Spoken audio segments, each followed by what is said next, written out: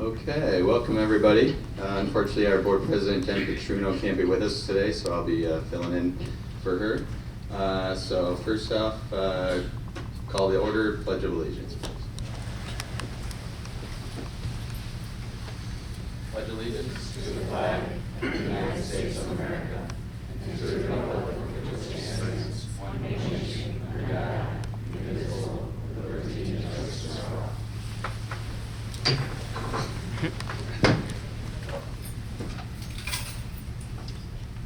Kim, we all set with the roll call? Yes, we are. Thank you.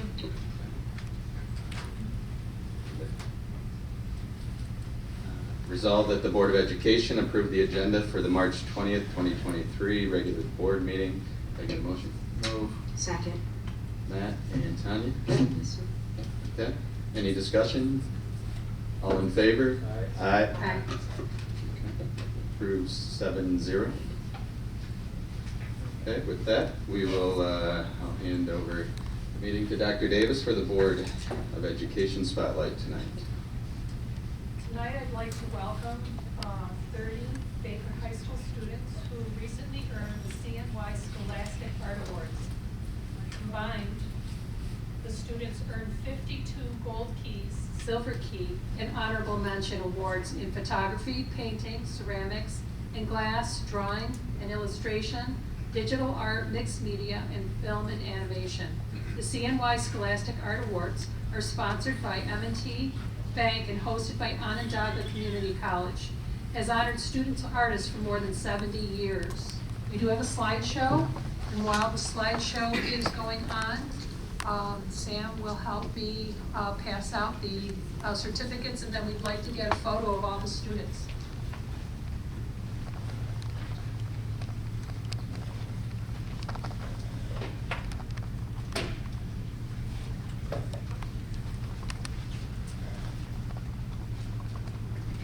Our first student is Ellie Adams for receiving gold key, silver key, and honorable mention awards in the CNY Scholastic Art. Can everybody hear me? Mm-hmm. I'm loud. She here? Lily Bajek for receiving silver key awards in CNY Scholastic Art Awards. Sophia Cavallari for receiving Silver Key Award.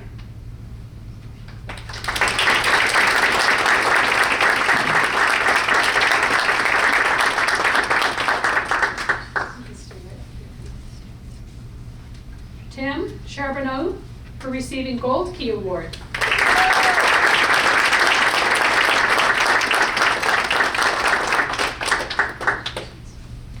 Cameron Conger for receiving Silver Key Awards.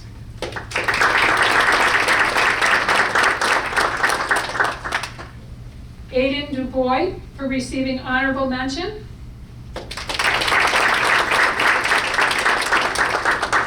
Nina Grasso for receiving Silver Key. Jillian Crable for receiving Gold Key, Silver Key, and Honorable Mention.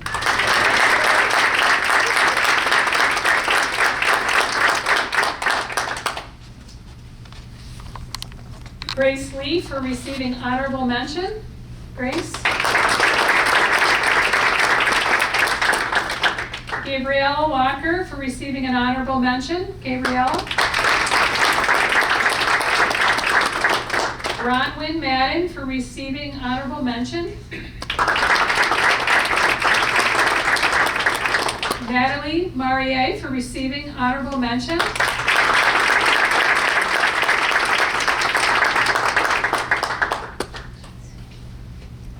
Lauren Millard for receiving Honorable Mention.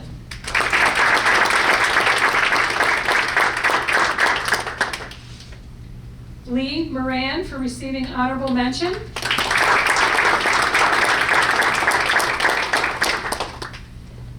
Mallory Afridi for receiving Silver Key Award. Angelie Overbay for receiving Gold Key. Olivia Pangetti for receiving Silver Key.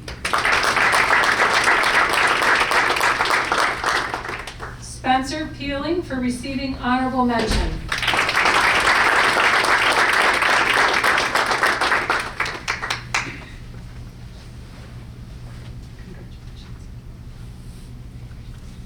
Zachary Pendergrass for receiving a gold key and silver key.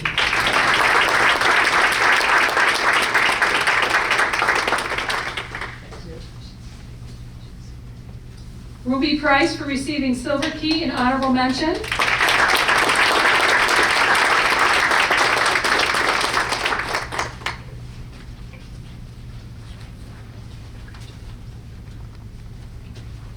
Molly Roach for receiving gold key.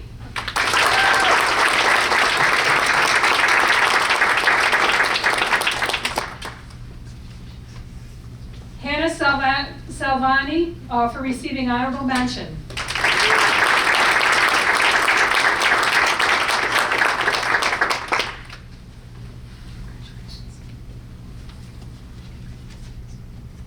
Johan Savage for receiving silver key and honorable mention.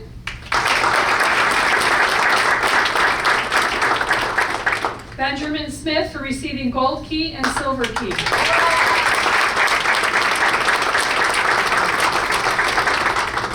Callie Smith for honorable mention.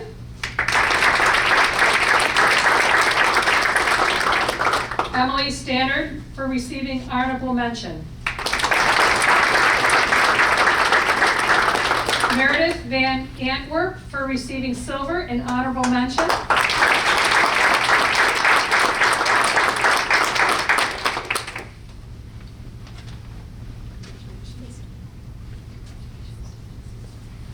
Giovanni Vasquez for receiving honorable mention.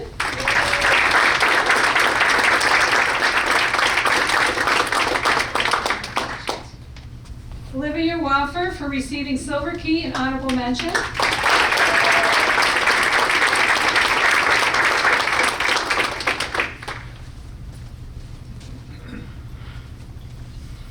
Jessica Witz for receiving honorable mention.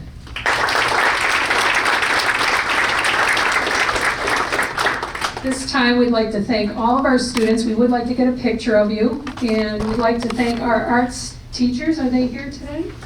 There they are. Hey. Would you like to come on up, please? The teachers come up for the... If you could make sure you have the certificates out.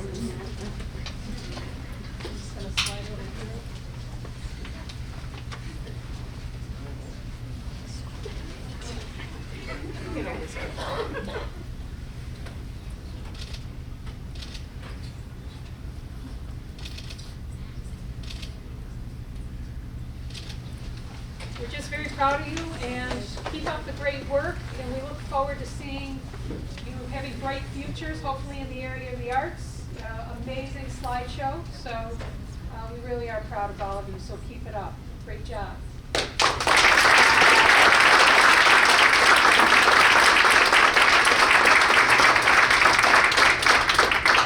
Anybody want pictures? Any more pictures? Okay, thank you.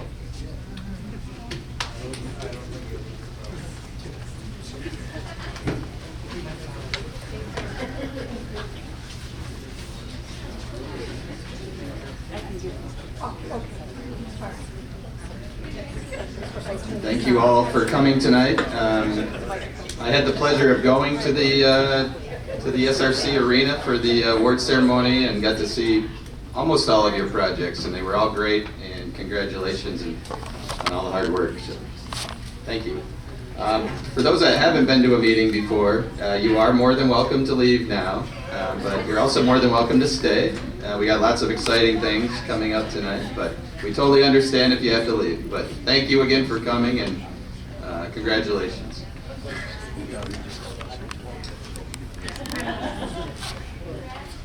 Okay, with that, we will move on to correspondence, board activities. Does anybody want to report out on the elementary building tours? I know a few of us were there. Anybody want to report out on those? I think you're up next. I can start. Unfortunately, I couldn't make all of the visits, but I did make several. I want to thank everybody. I did thank Rick and his group at the facilities committee meeting. I know that we have principals out there today. Thank them as well for taking the time to show us the buildings. This is an opportunity for us to get into the building when the students aren't there to really see what we need to see. I think that there's a lot to be done in all the buildings. We've got some capital projects coming which should address some issues, but a couple takeaways from me with Eldon and Van Buren needing to be in service for a number of years. They can't wait for a capital project to get some relief in those buildings. So, that's something that I think that we're going to have to start talking about. Overall, I think we've got a list of the wish list, the high priority items that we can start to look at for our annual projects. A lot of those will have to do with PA systems that are outdated and trying to get those up to speed on a schedule. But I guess that's kind of what I took away.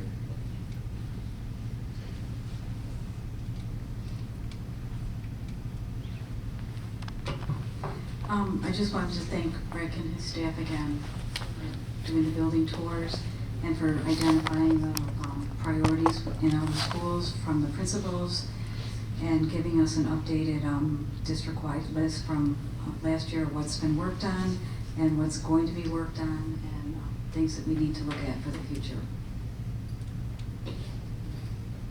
Probably should have clarified at the beginning. These building tours are slightly different than the ones we did earlier, which were, these ones are the required ones that we have to do every year in order to see facility, focus very much on the facility conditions and projects going on and improvements that are needed, versus the ones that happened earlier in the year were more for getting the board into the schools while the students were there so we could see things actually taking place in the schools. So slightly different focus, mostly related to the facility committee.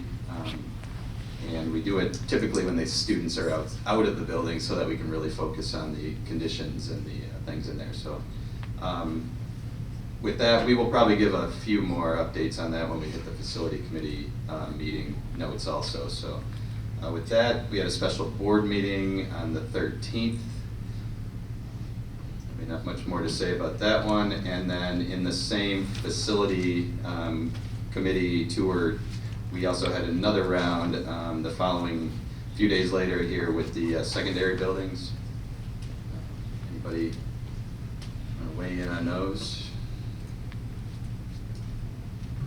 Thanks. I was able to attend those, and again, thanks to Rick and the staff, the principals, and custodial staff for showing us around.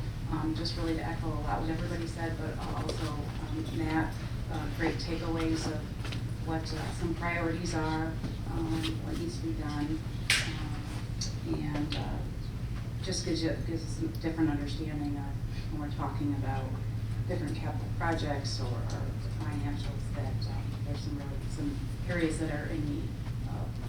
So thank you for the opportunity. Okay, anyone else on those? Okay, with that, we had a facility committee meeting today at 5:30, and we'll give a little bit of outbrief with that. Sam, you want to go first? Just a quick update. A quick update on the $100,000 project for this year is the PA system at Reynolds, and it should be completed June 30th. The $38 million project is phase 1 is out to bid, and phase 2 is out to bid, and there was a good turnout for the recommendations for that. The $32 million update for Dirty is ongoing. It's in the design stage. We hope to get some design presentations for the board no later than spring before It goes out to SED, and our district is currently starting the roadshow for the proposed capital project that we'll be voting on in the spring. We have banners that will be at the libraries, and please look at the video and vote for the capital project.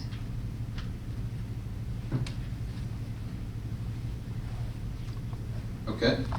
And one last thing on the road show for the capital project. There was a list of dates in the Friday letter for meetings that Kim and folks will be attending to fill in the local boards and some other local community groups on the project. So if you're interested in attending those, we're hoping to get at least one board member to each one of those, just to answer questions in case there are some. But if you have questions on that, let us know. So we then met with Deb Ayers, who's going to be our consultant for what some people still call Funding the Future, but we're now calling Funding Improvements and Building the Future. So it's kind of the next phase of what we've been doing. Again, the capital project this year is kind of, I believe, phase 2 officially. And then the phase 3 that we've talked about is potentially then looking at more focus on the elementary schools. We have a consulting group of 3 that will be running these community advisory committee groups. They are planning to get started here in the next couple months with, I believe, the first meeting targeted for June of this year. They're going to be, the district itself is going to be doing the recruiting to get the community stakeholder groups together.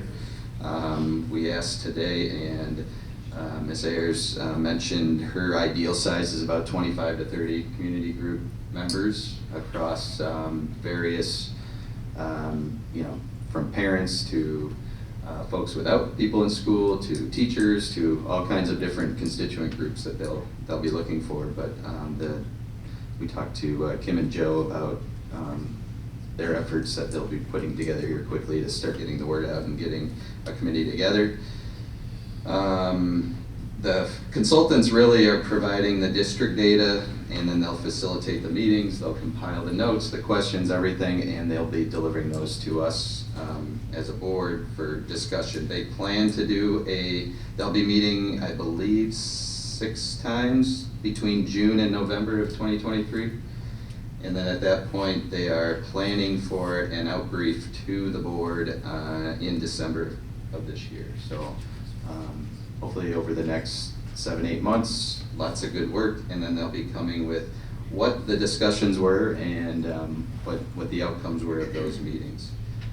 They will be a few of the rules there they mentioned. So they want to have those meetings at each of the elementary schools. So those meetings will consist of tours, as well as then approximately a 2-hour meeting at each one when they meet approximately once a month. And they'll make sure that anybody signing up understands the commitment there. The meetings will be open to the public, but there will be no public comment. And when we asked about that, there will be a tool though that the public can provide all the comments that they'd like. The reason for no public comment at those committee meetings is really to respect the time of all the volunteers that are on the committee so that they can keep those meetings to within a 2-hour time period. And that includes, prior to the 2-hour meeting, about a 45-minute tour. So we're really gonna get them in there 3 hours at each time. And so it's just to keep the meeting flow. But there will be opportunities, and that will be publicized soon about how members of the public that aren't on the committee can provide comments to that. The cabinet is invited to attend, but would not be part of the meetings themselves, mostly in a listening role, and the same for the Board of Education. We're more than welcome to attend any of those meetings in a more of a listening capacity, but we wouldn't be part of the committee itself. But again, we'll get a full outbrief at the end there. One of the first activities on March 26th, I believe there's no students in class that day, so that will be, they're gonna take advantage of that and have all the 3 consultants to do tours of all the buildings and really get to know the district at that point. So if you got any questions, let us know, but that will be kicking off soon, and like I said, mid-June will be the targeted start for those. And with that, I'll hand it over to Matt for the. Yeah, the next agenda item was safety and security. We talked about the Smart Schools Bond Act. We do have some funds remaining in that. Dr. Davis and the administration did some probing in terms of what the community would like to see in terms of priorities for those remaining funds. The focus was on security in the building, so looking at continuing some of the work with the window film as well as camera upgrades. So those would be probably the priorities. We will be voting tonight on a resolution related to that. After that vote, there will be a 30-day waiting period until the final vote, and then that can go to SED for that. I think that covers. Oh, there's also the possibility of some devices to detect weapons. The administration is getting some feedback and some prices on some of those kinds of things before we can move forward with any discussion on those items. So I think that was it for the SSBA. The last bullet item we had were the building walkthroughs. So I provided some feedback on that already. The one thing that I neglected in that was we got to see the underside of the pool. And I'm very surprised that it still holds water with the amount of concrete that is falling off the bottom of that foundation. So that was the other piece that I missed. And anybody else who was on the tour is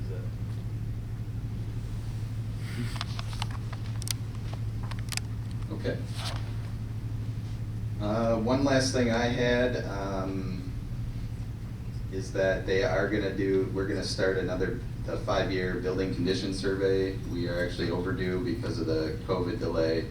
The state gave districts time to catch up. In fact, it appears they went to, and I may not explain this right, but they went to 5 quadrants in the state and said depending on what quadrant you were in, was the year that you would then do your 5-year survey, and our year's up. So we're about 3 years from what was the previous schedule, would have been 2020. So we're about 3 years behind that, but this will be our year to then update the 5-year condition survey. So our consultants will be doing that and then reporting back to the board on that. And then, did you mention the RFP? I had that on. no, I didn't. I can look at that too. As a regular thing, some of the firms that we do work with, we regularly send out requests for proposals with a lot of capital work coming up. It seems appropriate. I think it's been about 6 years, 4 or 5 years maybe. Since the last time we put out a request for proposal for construction management firms, so we'll just be going through that process just to see what firms want to submit proposals and whether we still have the best option out there. Okay. With that upcoming, I'll just remind people, if you're on the technology committee, there is a meeting this week.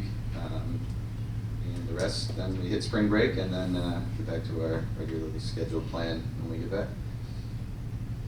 With that, next, Jeff, anybody? just 2 things. I want to congratulate all the Durhee students that received awards on Friday at the academics ceremony. It was a really nice ceremony, and they should be proud of themselves. And thank you for the staff and all their encouragement for helping the kids. It was really fun to see.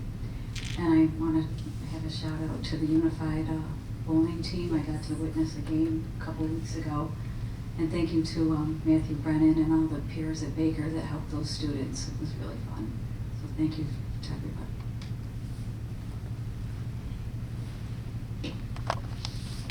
Anyone else?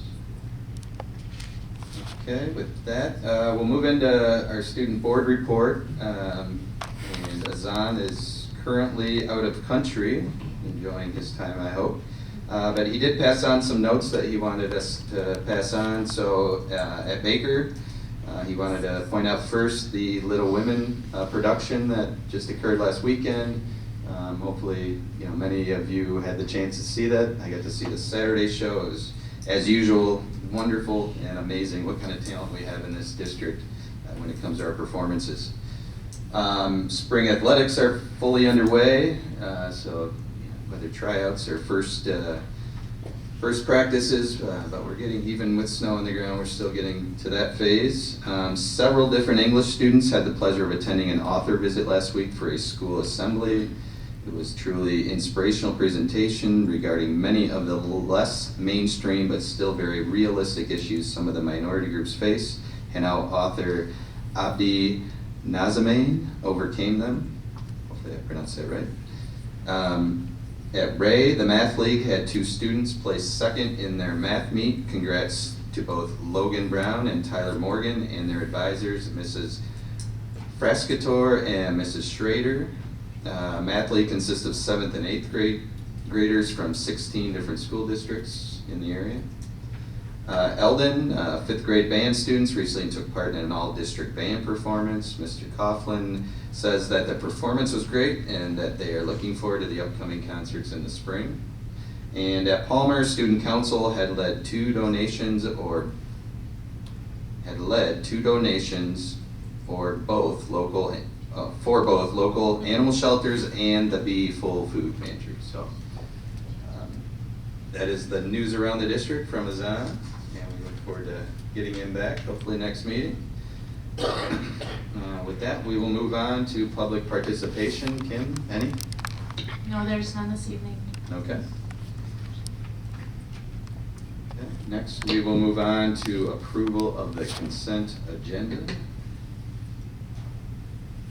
And resolve that the Board of Education approve the consent agenda pursuant to the attached. Do I have a motion? Shelley and Wayne. Okay. Any discussion? No? Okay. All in favor? Aye.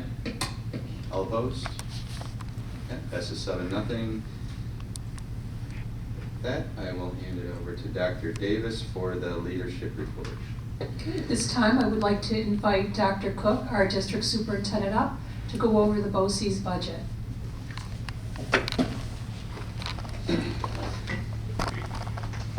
Good evening. Thanks for having me. It's a pleasure to be back.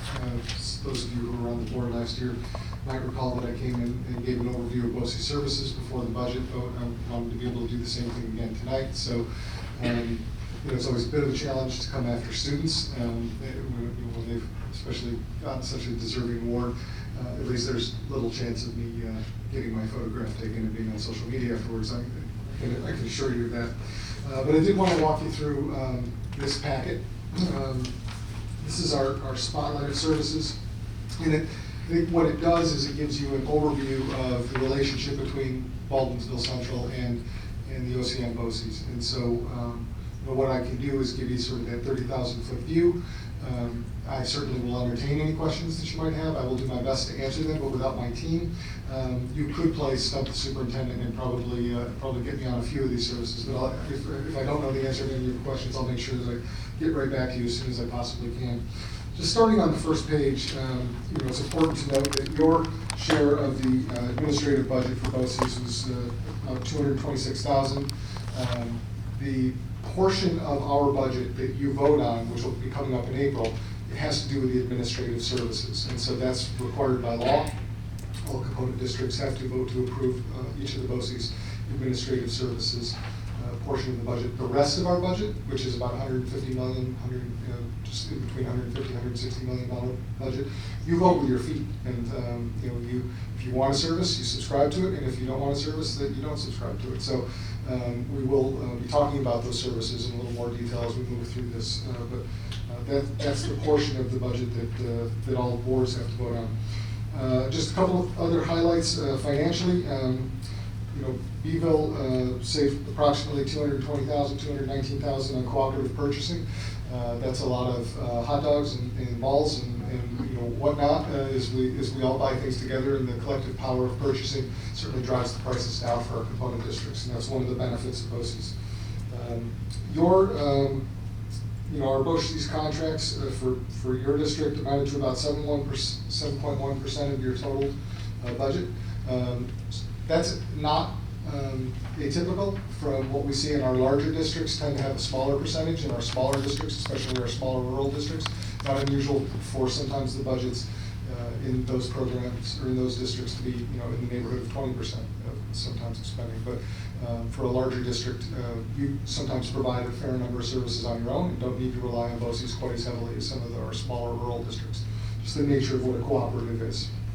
And the other thing just to keep in mind is that through purchasing of services, you qualify for state aid. And BOCES state aid brought back to Beeville about $3.6 million this last year. So, you know, there's a fair amount spent, but also a fair amount returned, and that all depends on a fairly complicated formula system that Kim could probably explain, but it really has to do with you know, a lot of factors, including your combined wealth ratio and how each district is positioned financially determines how much aid they get back on services.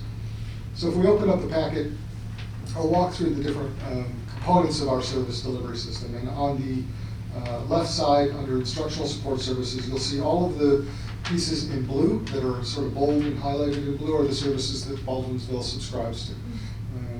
And so, you know, a few things to point out here. There are, you know, a wide variety of different services. The best way to think about ISS is that's sort of our professional development wing. And it's what brings teachers and administrators together to learn together, process together. And then also through there, we provide you know, a variety of different kinds of services for students. So things like the Lego League, things like esports are relatively popular. A couple of weeks ago, some of us in this room had the pleasure to be at the Puerto Rican Hispanic Youth Leadership Gala. And it was great to see some of your students there and participating in that. That's a service that's run through the Arbor, which is part of the instructional support services side of the house. So as you can see, a wide variety of services there. Services that used to be under the CineRec, under the Model Schools program, have shifted under ISS because what we've realized is that a lot of those services tend more towards professional development and the need for folks to be able to get together, and it's a little bit more about providing some direct services for students than the technology end of things. So we moved those out of the Central New York Regional Information Center last year. So you'll see more services in the instructional support services side than in last year's packet, and that's the reason for that. Then under student services, I think that when most people think of BOCES, that's what they think of, right? They think of a combination of the special education services that we provide for districts who might not have the capacity themselves to provide some of those special needs students what they have or what they really need, especially in the volume that sometimes districts don't have X number of students that would make it fiscally responsible for you to run a program for, say, students with autism or students with high medical needs or those kinds of things, or sometimes students' needs are just beyond the district's capacity to meet, and so they need to be able to have a little bit more specialized services. So our special education services are part of that. We have worked really hard over the last several years to increase, and you'll sort of see at the bottom of that middle column, the number of classrooms where we have embedded programs. So several years ago we were at 28 and now we're at 38. What that does, and so we're always appreciative of districts that have allowed us to partner that way, what that does is allow us to have a more inclusive setting for some of our students with special needs. That's always the goal, right? We want to have the least restrictive environment and the most opportunities for inclusion for students with special needs. Now sometimes the needs are such that they're better serviced or better able to be serviced at our facility on Crown Road or some of our facilities in Cortland, and those services and those students don't get as many opportunities for full inclusion, but we work hard to try to provide them where we can. And then the other part of our student services that most people associate with BOCES is career and tech. So a combination of what you think of as our traditional career and tech programs, things like culinary arts, which is my personal favorite, things like cosmetology and auto mechanics and pieces like that. But then there's also the New Visions programs, where those are not programs for juniors and seniors, but programs just for seniors. They tend to be one-year programs. So we have programs at Lockheed and programs in the medical field. So we've really expanded to try to widen our offerings along that line, and are always looking for new opportunities. We're just starting up a new program for firefighters and EMTs in Madison County that'll be starting in the fall, and we're hoping to build off the success of that and then be able to offer it into Onondaga County. Certainly Baldwinsville students would be eligible for that, but that trip might be too far to make for that to be realistic. So we're always looking and meeting with our community partners to try to figure out what's the best way to meet the economic needs of the community. So it won't be surprising at all for you to hear that we're also talking to Micron. We're also trying to figure out, as that's coming to town, what will that look like? Trying to do some work to backwards map some curriculum around getting students ready for that. And along that line, we have another CTE program that we're starting up in Madison County with a chip producer called Marquardt, and so I think we're going to learn a lot there. When possible, we try to have some of our CTE programs embedded right in the facility, which leads me over to the Student Success Spotlight. So you'll see that one of the Beeville students there, Jacob, is working at Tracy, is going through the heavy diesel program at Tracy Road. And that's an embedded program, so the students are on site at the facility, working with folks in the field. And one of the things we love about that, and we have a similar program at Drivers Village, the businesses love it because they'll hire kids coming right out of those programs. It's a great recruiting tool for them, and for us, it gives kids real-world hands-on experience in programs that will turn into relatively high-paying jobs. And it's funny how the pendulum has swung in a relatively short amount of time. I remember not too many years ago, everybody was talking about college ready for students, college ready, college ready. Pendulum has swung almost so far towards the trades right now that I found myself in a conversation with some parents the other night where I actually said out loud, college isn't so bad. So it's really interesting how that sometimes goes back and forth. But I think a lot of us are really recognizing, and parents and students are understanding that the trades really provide a tremendous opportunity and great career opportunities for them. So keeping in mind our career and tech programs and our special ed programs. Switching over to business and management services, you can see from the yellow highlighted piece that you subscribe in Baldwinsville to almost all of the services that we provide in those pieces. Again, the central business office is one of the ones that you don't subscribe to. I'm not going to try to sell you on that. Bigger districts are usually able to handle all of those kinds of needs themselves. What we find with central business office services is those are really the smaller districts where they don't really have the need for a full-time payroll person or a full-time treasurer, and so they're willing or able to share that with another district. A district the size of Baldwinsville, it's not surprising at all that you're not using the CBO in case you're wondering why you're not using that. Again, I'd be happy to try to speak to any of the specifics on those, but you've been a great partner with us along those services. And then if we flip it over to the Central New York Regional Information Center, the CINRIC, that's the technology wing of our department. And I think it's one of those services that people who aren't in education probably don't realize how valuable that service is and how we really can't function without RICs. So across the state, just so you know, there's 37 BOCES. We're the 7th largest BOCES in New York State, and we're one of the BOCES that houses a RIC.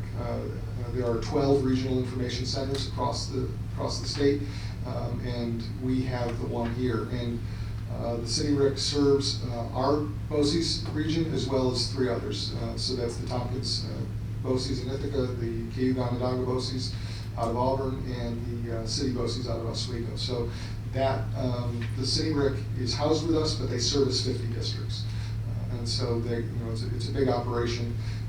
The wide area network is probably the thing that has been our biggest accomplishment over the last couple of years. It's the kind of thing that if it's working, you don't ever know about it and you don't hear about it, and it's one of our greatest achievements if nobody's talking about that.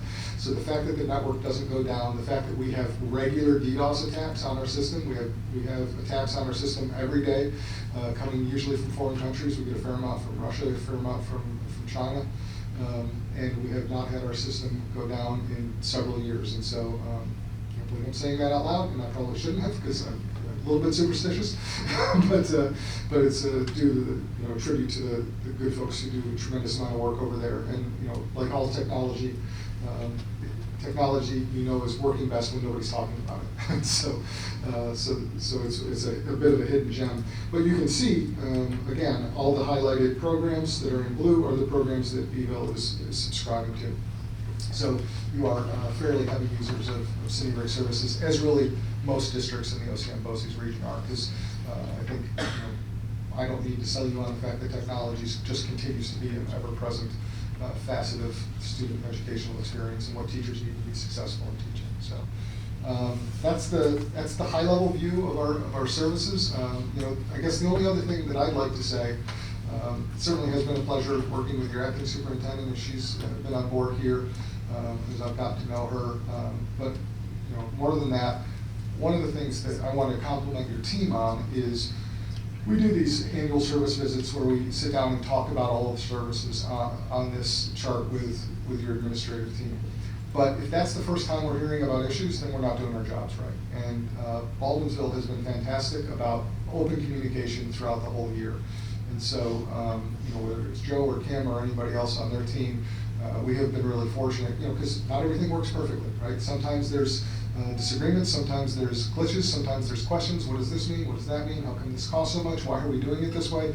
And we try to hear as much as we can from our districts about what you need.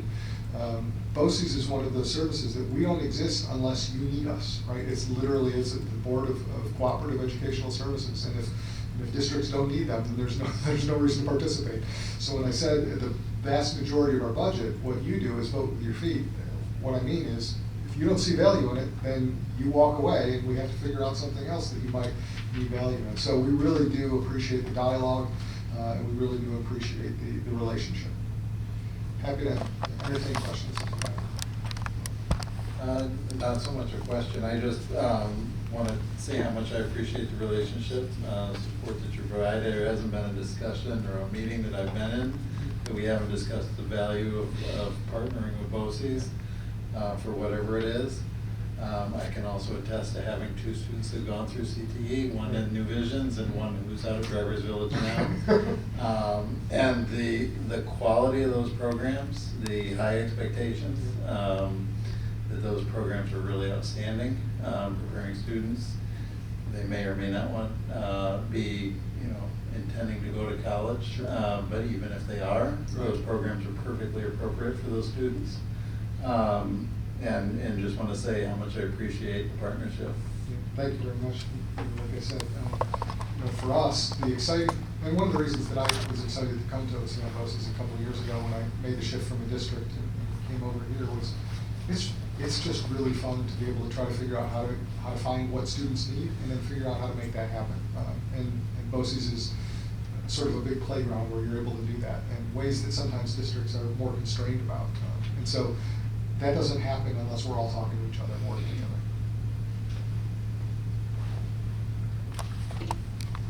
I just want to say I've had the opportunity this year to participate in the New Visions as I brought on a student from at Lockheed. Oh, great. I probably shouldn't admit this in open, but I said, yeah, I'll take somebody on as long as I can get a Beeville student. So on day one, I told him, I said, now that you're on my team, you're coming to a board meeting and you're going to give us a report by the end of the school year. So he's been doing great, and what a great opportunity to get somebody who's interested in that career field to actually see what day-to-day life is and see if it's something for them. And they're embedded right with the engineers, they're on the team, they're doing real work, they're going to the cafeteria, they're carrying that laptop around, they're sitting at a cube, they're working on systems and learning things that, boy, I wish I had that at that age. Took me a little longer to figure out to become an engineer, but sure. It's a great opportunity. So, and the students have been top notch, all of them. I don't necessarily favor the Beeville ones, but yes, they're all great. And all the managers I've worked with that have them on their team have really, said how well prepared they are and how engaged they are. So It's great to great hear. program, so I just want to give you that feedback. Well, I appreciate that. You know, I think that sometimes there's a stigma around BOCES, you know, and I know, I won't say how old I am, I'll just say that, you know, I do remember a time where my birthdays counted more than my kids, but my oldest turned 29 today, and so when your kids' birthdays make you feel old, that's not great. But anyways, you know, I think that there's a stigma that's sometimes attached to it for folks around my age, you know, about what BOCES means, right? Like, some kids have to go to BOCES. I certainly know that I had a little bit of that stereotype in my head as I was a student. And I think we're really doing everything we can to try to turn that around because, first of all, kids who need extra help, need extra services, need to be taught in a different way. They have every right for that, and I'm going to stand on a mountain and say that, you know, we need to do everything we can for those kids. But I also think we don't do probably a good enough job of explaining that this is not your parents' BOCES, right? We do a whole lot of things that people have absolutely no idea we're doing, and one of the things we're working hard on in our strategic plan is to try to change that. So I appreciate your testimony about that. You know, I think that the more people can understand what a wide range of programs we offer, the better off we all wind up being. I would just thank you for your advocacy for all students and the students that may need a different way, and I think our district does a great job of partnering with BOCES to make sure that we're all advocating for that. 100%. Thank you.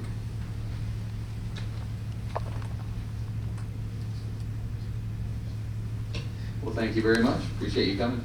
My pleasure. Take care. Yep, thank you. Thank you, Dr. Cook.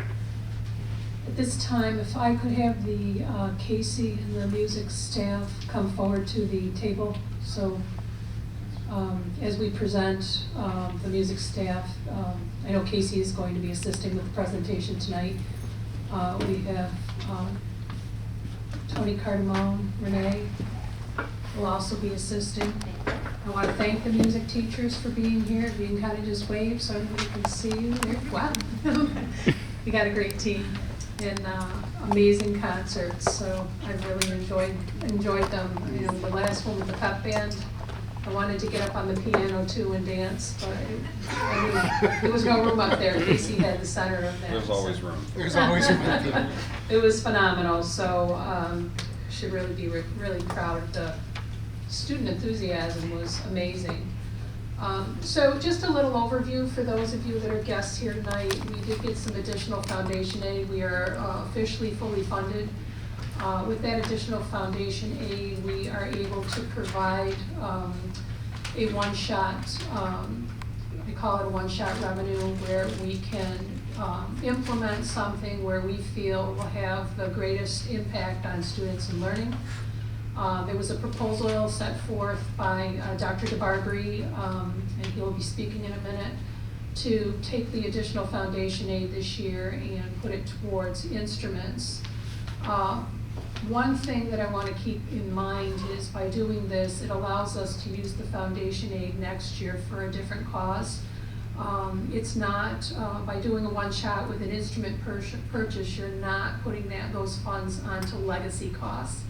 Therefore, if the aid comes in a little lower, there's flexibility to offset the levy and other decisions that the board may have to make. But this is a good opportunity to really look at student learning as a whole and to see where we have a need. We have prepared a 46-slide deck tonight that hopefully will answer the questions of why. And we're hoping that if there are any other questions out there, that they're asked tonight. And I'm going to turn the next slide over to Dr. DeBarbary. As Dr. Davis mentioned, you know, when we think about federal laws and the Every Student's a Seat Act with access and equity, this quote that we have here is directly related to a position statement from the National Association of Youth Education. When we think about what their mission is and how that really aligns with what we hope to do here in Baldwinsville when we provide equity, access, and opportunity for all students, we feel strongly that these two statements coincide with really what our work has been and will continue to be. When we look at equality and equity, here's some examples. I know there's confusion sometimes with what do we mean by equality and what do we mean by equity. When we think about equality in general, it's providing that same to all. And when we think about equity, it's making sure that students have what they need in order to be successful to address some of the imbalances. So when we think about this purchase, yes, this purchase does provide equality for all of our students. Any student wishing to be a part of our music education program, they have the ability through the purchase of these instruments to have access to those items. When we think about the equity stand, and Casey, I know we'll talk a little bit more, it's going to be what does that instruction look like for those students who may not have been afforded that opportunity in the past. So the equity in allowing them to meet their need in the individual instruction. So the next slide is on high impact tutoring set aside. I put that slide in as a reminder, not only for the board but the community, that $827,000 of our foundation aid is still, I like the use of the term set aside, and we're still being held a little hostage on that. We're waiting for the legislators to determine, are they going to allow us to have the flexibility to use that foundation aid to put towards what the district needs. So right now we're looking at 1.3 million set aside for music instruments. If we don't see that set aside high impact tutoring funds, if we don't see that regulation lifted, then we're really looking at $473,000 towards instruments for this year.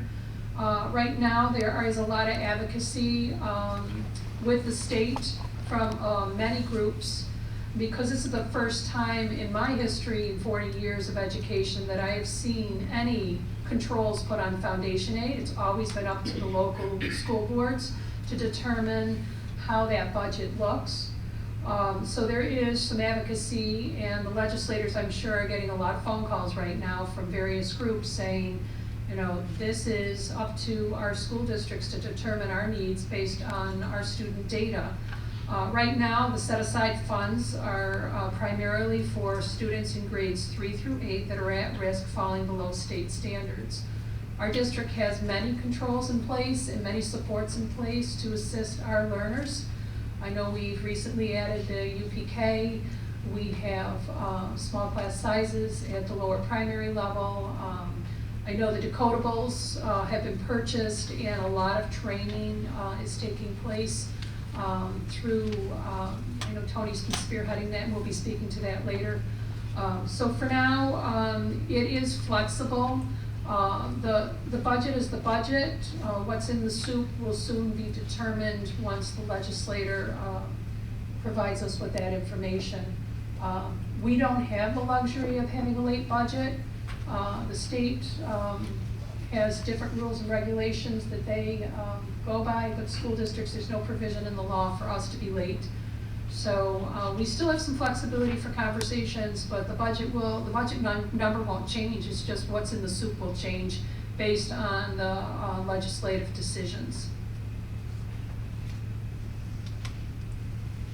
So this next section is about achieving our full potential, which is part of our mission statement. So if you look at the next slide, anytime we start an endeavor such as this, we do take the time to look back and say, does this connect with what our district's mission statement, our vision statement is? And equally important is the diversity, equity, and inclusion mission statement, where Joe put it very nicely, the difference between equality and equity, and those are actually in my notes, so I was glad that Joe talked about that, because I won't reiterate that, but these, just as a reminder for us about what we stand for as a district. So the next slide, timing is everything. We just had a community DEI steering committee meeting March 1st, and that night I'm sitting with the community people, and Wayne was there, so I have a witness. I did not guide the conversation, but interestingly enough, there was a couple of parents that are new to the district sharing when we were talking about their experience with equity and equality in the district. The example they brought up was that when they came here, they were in a district that provided instruments, and they said how it was, very very strange at the thought that they had to go get these instruments and then, you know, all the supplies that go with them. And, you know, I never really, you know, was interested to have that conversation and how it was impactful for one person who had 3 students, and all of a sudden he had to come up with this money. We talked about renting instruments, and we're going to talk about that shortly. And even that cost, you know, it was a concern. They had to make some decisions about which students could continue with their instruments and which couldn't. So just share that because it just happened to be very timely.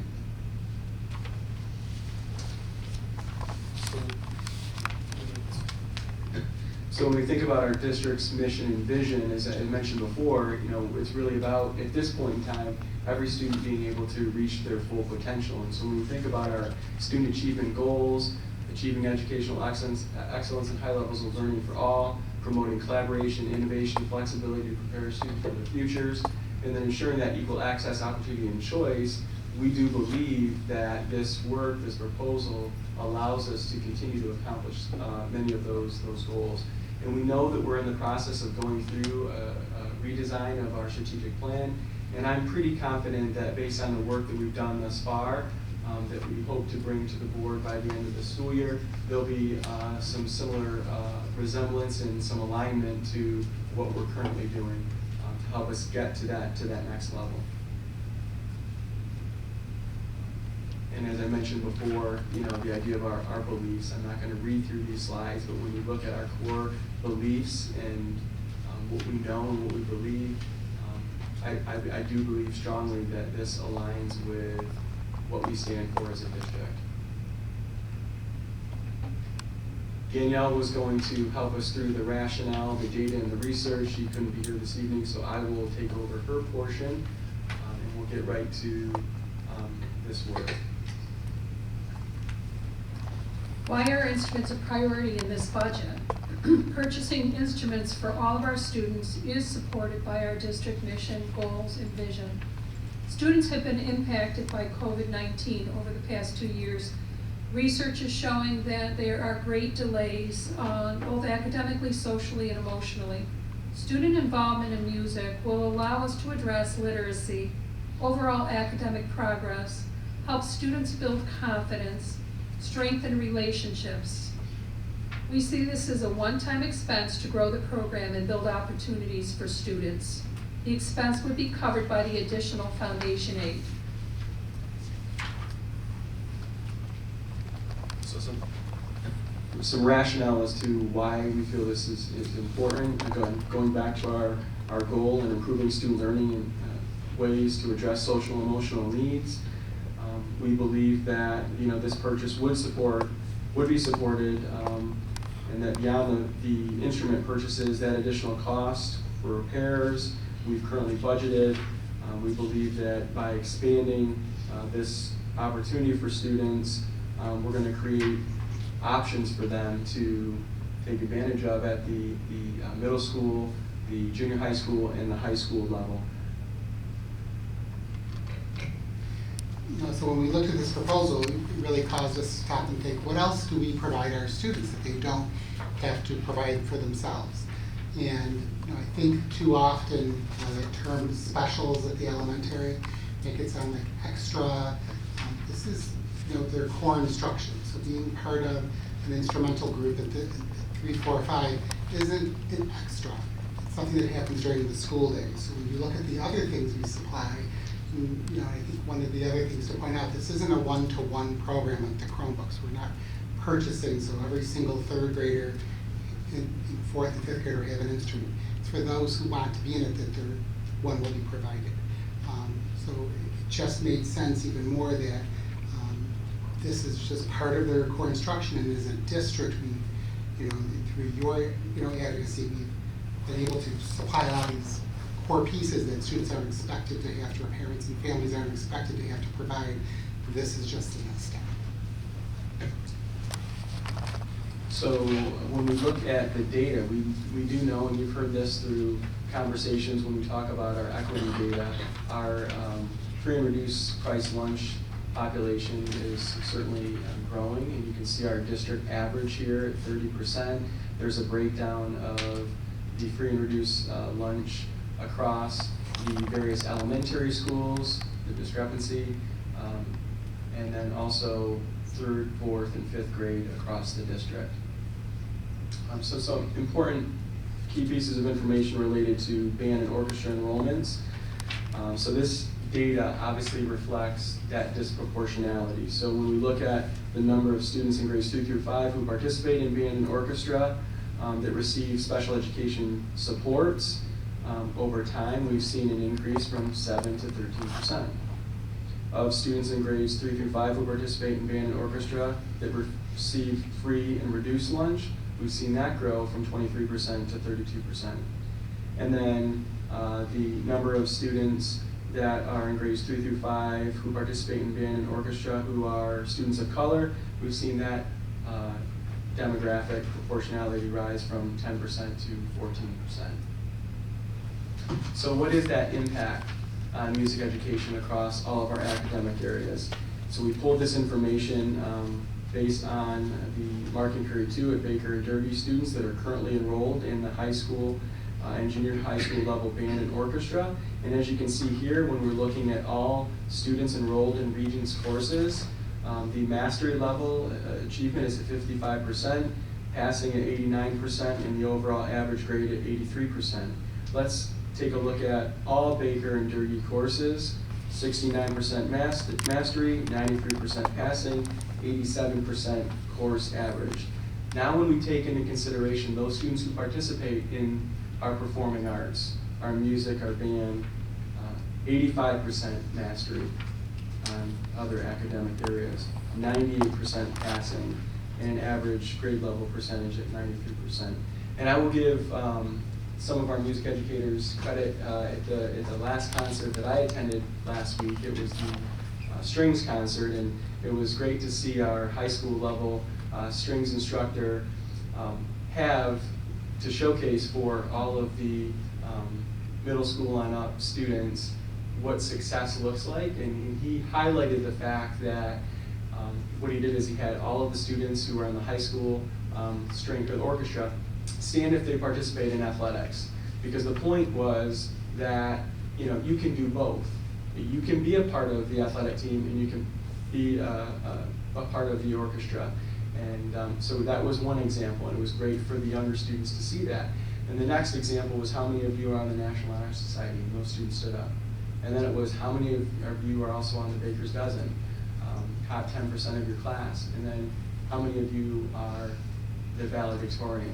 So it was great to see, and it was motivational, and this just highlights that fact right there, that students that participate in the performing arts tend to perform better academically in all subject areas. And I think that's an important point to make as we justify some of the rationale for moving this proposal forward. This slide highlights the yearly trends in orchestra participation. You'll see some ebbs and flows, certainly depending on the number of students based in the cohorts, as well as the impact of the COVID-19 shutdown in the pandemic. Same information is provided for our band participation, and similar data, yearly trends across the board. So I'm going to turn things over to Casey to talk a little bit more about the supporting research. So thank you for having me. It is certainly an honor to be here for such a noble cause and to be representing all my colleagues back here. This slide was brought to us from the National Association for Music Education. I think all of us take some of these things for granted and we just think that they're commonsensical. But to say some of them out loud, I think is really important. Musical training helps develop language and reasoning, certainly related to what Joe just mentioned. A mastery of memorization, increased coordination, certainly a sense of achievement. Kids stay engaged in school. One of my colleagues was talking today about how attendance in school is definitely affected by the kids in music because they want to be there. Success in society, emotional development, and I won't read all of these, but teamwork is certainly a big part of that.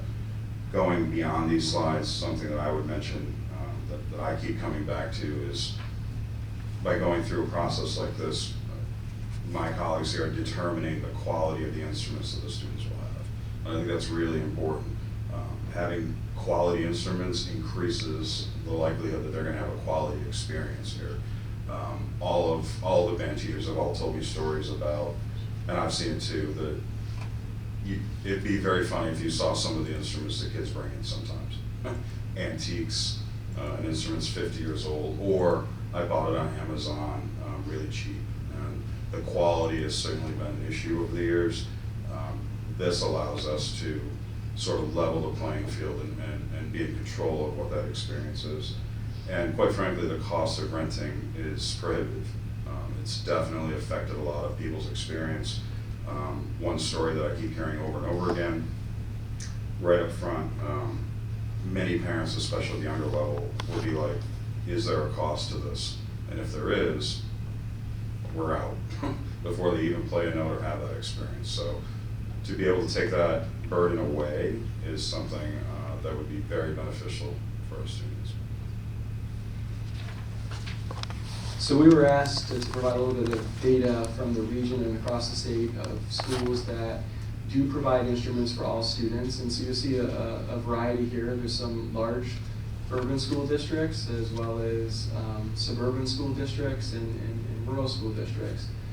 To the right, that graphic or chart represents those that provide instruments for only those students that are in need when they come forward. Conversation with West Genesee and talking with their fine arts director and their superintendent, they're exploring the exact same proposal that we have on the floor at this point in time for their students moving forward. The one thing that I want to also point out, we are fortunate within our region to have the immediate past president of the New York State Music Educators Association, Dr. Brown from DeRuyter Central Schools. He is also on the governing board of the National Association. In fact, he's representing as the person from the Northeast region. He shared with me, because we asked for additional information about, is there other hard data out there regarding this? And what they have anecdotally from folks across the country is what you typically tend to see happen is that poorer schools provide instruments and wealthier, higher wealth ratio schools tend not to. They tend to have families purchase equipment. And certainly one of the things that I walked away from that conversation is that it's important to change that narrative. Why aren't we doing this for all students, no matter what type of school you come from, whether it's rural, suburban, poor, wealthy, you name it. And again, that's why we're moving this hopefully forward. The data that Dr. DeBarber just showed was an informal survey that was done through NISCUS. And because it is the budget season, many of our superintendents throughout New York State were a little busy. Those are the results that we got. Certainly, we could dig deeper and get probably more response if there was time. But some street data, I call it street data, that conversations that I've had with the superintendent, some of on this list, have indicated and reported to me that they have seen increases in student participation in their programs. They have seen a significant increase in student grades. Students developed stronger relationship with peers. They felt like they belonged. Success was measured by participation in student academic growth. Students who would not have been able to participate were now able to be part of the program. And many students chose to go on to college and participate in music programs post-graduation. And personally, I see my own niece. She's 15 and she'll sit in front of the piano, we'll be downstairs, and she starts playing because she can. And she enjoys it. And it's just great to see. On a personal note, I was one of those students that, we were not wealthy growing up. So the only time that I got to play an instrument was at Ridge Mill School in Rome City School District. Mr. Tuft was the music teacher. I don't know if any of you music people remember his name. But I played the violin in third grade, and then after that I loved it. But unfortunately it was not in the cards for me because we didn't have the money. So unfortunately, I did not go on with strings. I did, however, sing, did use my voice, and, but it was unfortunate. So I was one of those students that didn't get to go on and play. Can I just interject, Dr. Davis? Yes. I'd be remiss if I didn't say, I was one of those students in the Syracuse City School District who was able to get an instrument and play, despite the fact that we were not a high-income family at all. And throughout that time, I was able to have an instrument and play. And I played the trumpet, the saxophone, the upright string bass, the tuba, timpanis at one point. I played many different instruments, and I went on to college to play. And what jumps in my mind is just recently, my middle school band director, Gianina DeFuria, just passed away. And I saw that, and it just brought back so many phenomenal memories with her in that band room, and symposiums that we would do at the end of the school year. And I just want every student to have that opportunity. So the next slide we're starting to talk a little bit about implementation. So there were questions that the board wanted to know what's our current process when students are in need or when they decide to, excuse me, to play an instrument. So you can see there are several options here. When a student comes in, the family can purchase an instrument. Typically at the younger levels, I think they may avoid doing that because they change their minds or they don't like something, it doesn't work out. So the family will rent an instrument, and so we have some cost there for you and how much it potentially could cost. And there are some situations where we can provide a student with an instrument. We have a small set of instruments that are district owned that if there is a need, they will be given that instrument, but we don't have an instrument for every kid who would want one. So we also put in here some data of the rentals that we have data on for the last since 2018 and how many students took part in that. I think there were questions about, and I think Tony mentioned this as well, this is not a one-to-one initiative.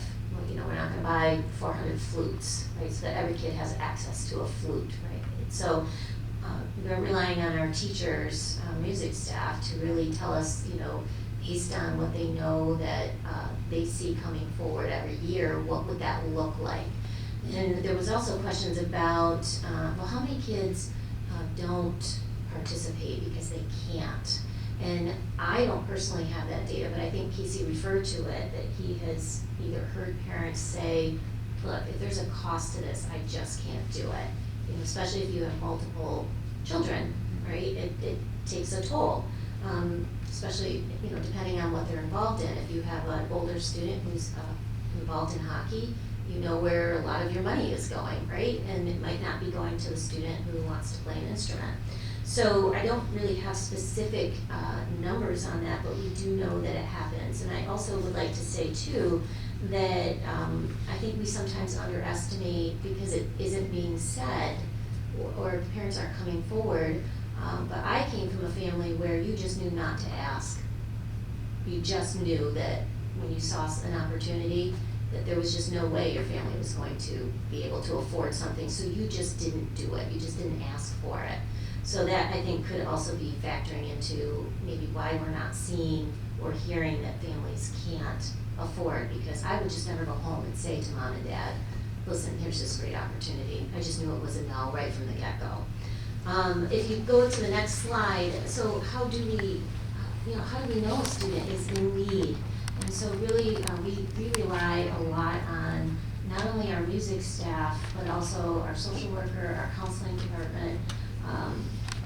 We've also mentioned Liberty Resources in there, because obviously we partner with them. So if we get notification from any of these entities that a student is in need, then obviously, yes, we would take a look at that. But there's not a formal process that we use as a district that says, can you afford this or not afford this, right? We wouldn't necessarily go about it that way. And next, Tony's going to talk about 3 through 5.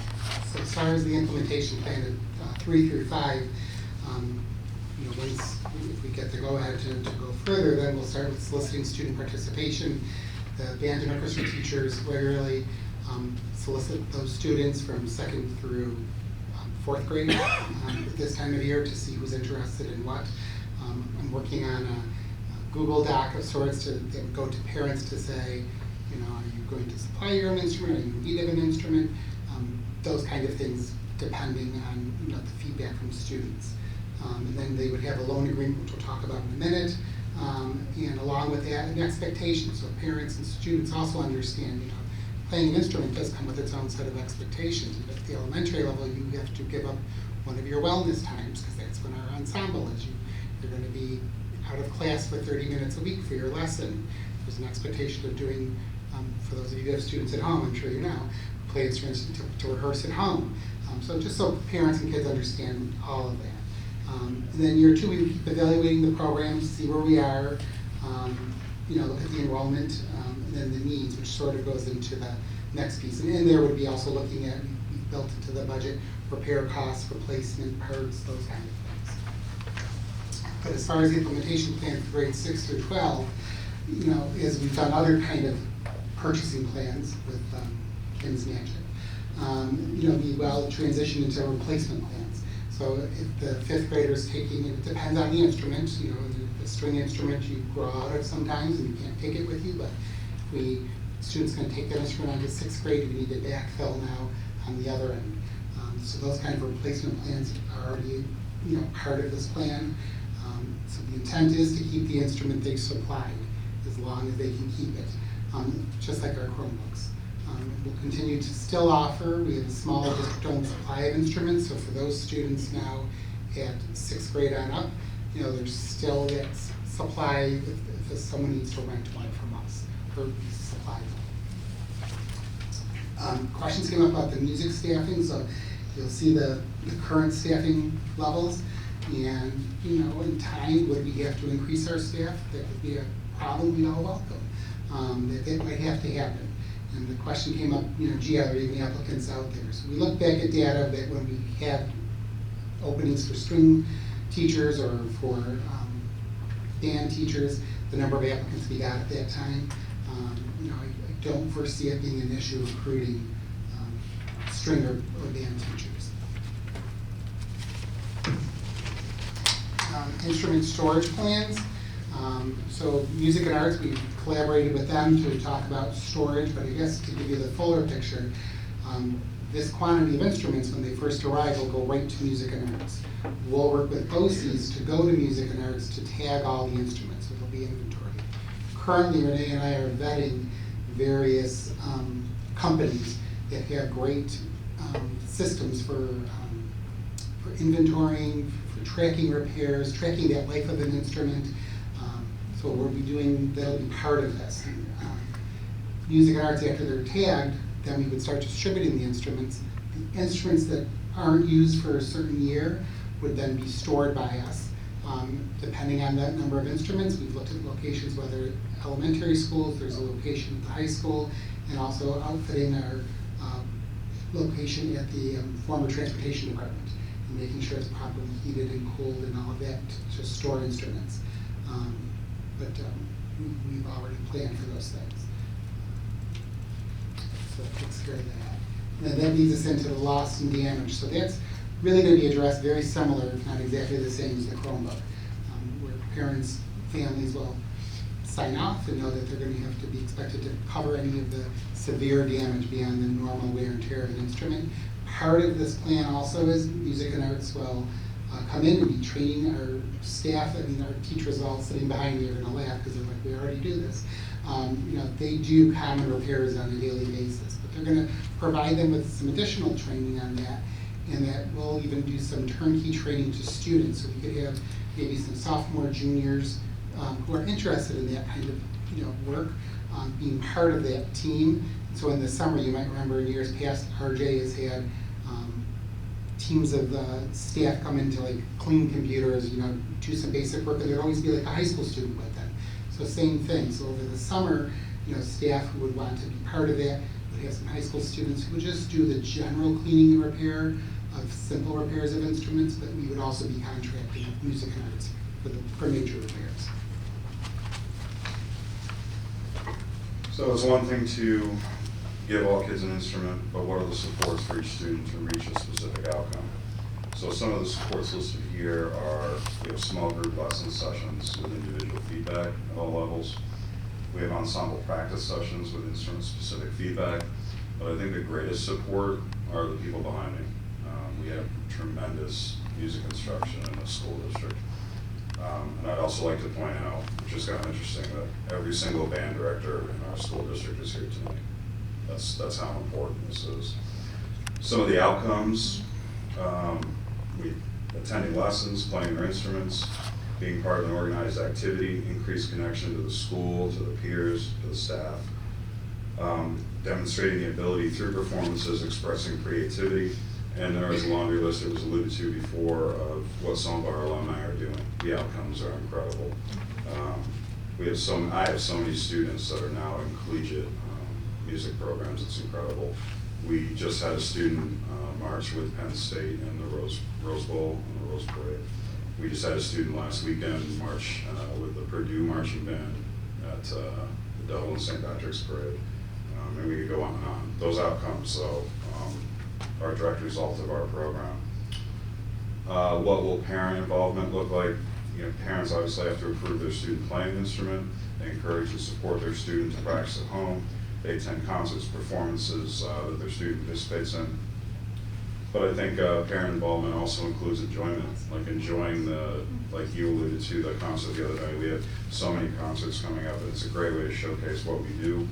I think part of the process, and Tony kind of alluded to this with getting students on board, is that they help, there's a peer thing going on where they help show how to maintain the instrument and how important it is. Parents as well, helping students understand that these are things to be cared for. And we're inviting more people to be involved in our program. We're inviting parents and families to be here. What that grows over time is incredible.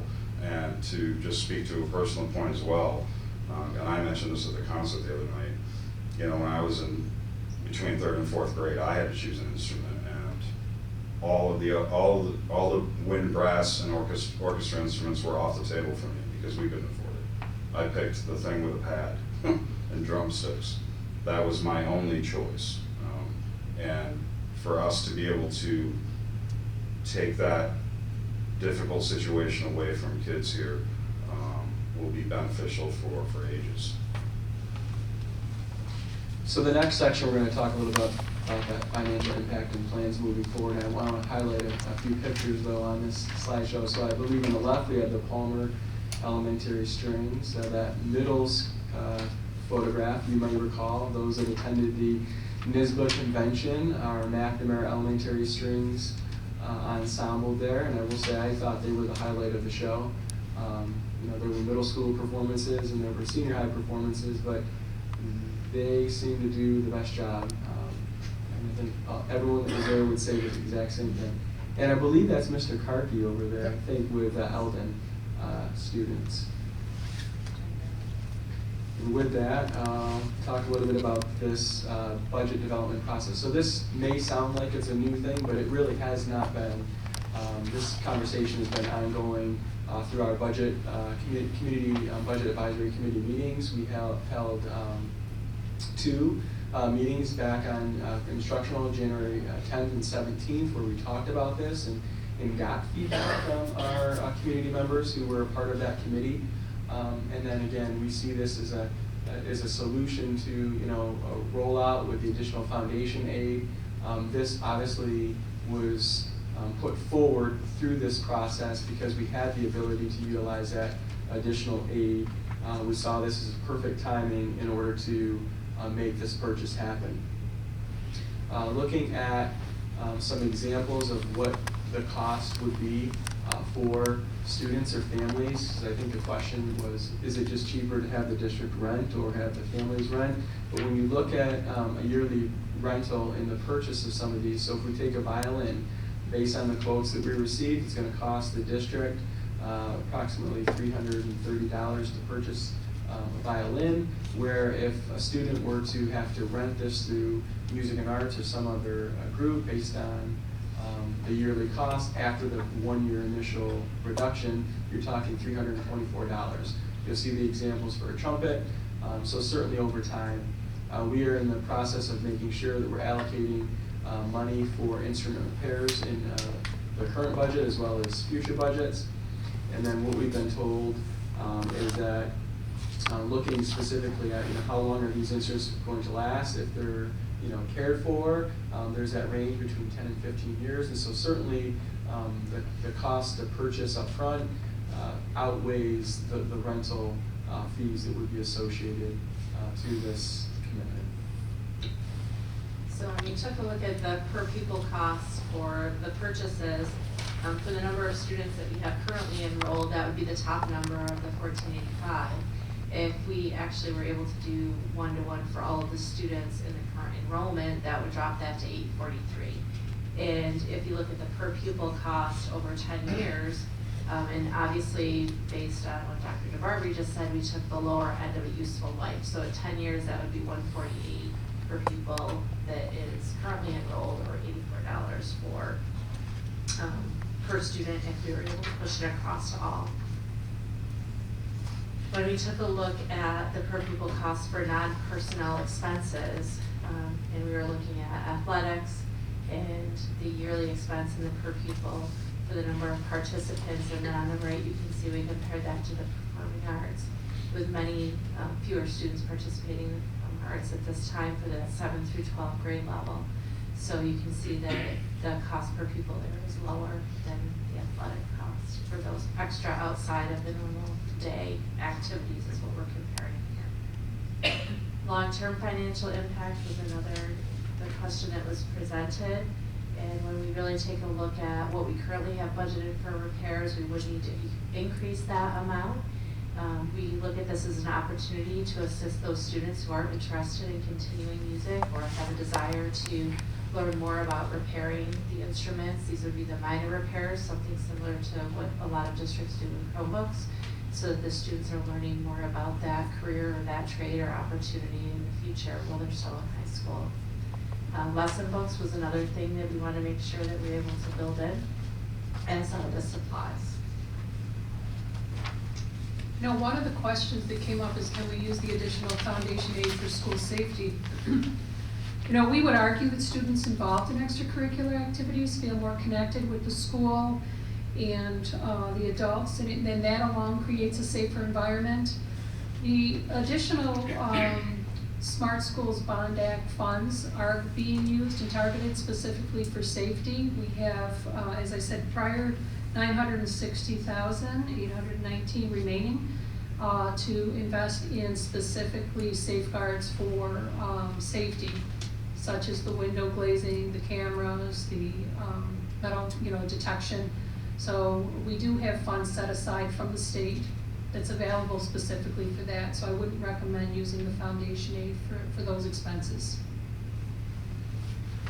So now we're on to the opportunities and successes, and these pictures are from NISMA and I think in All County, junior high All County. So a reminder that we have a presence every single year in those All County opportunities in NISMA as well.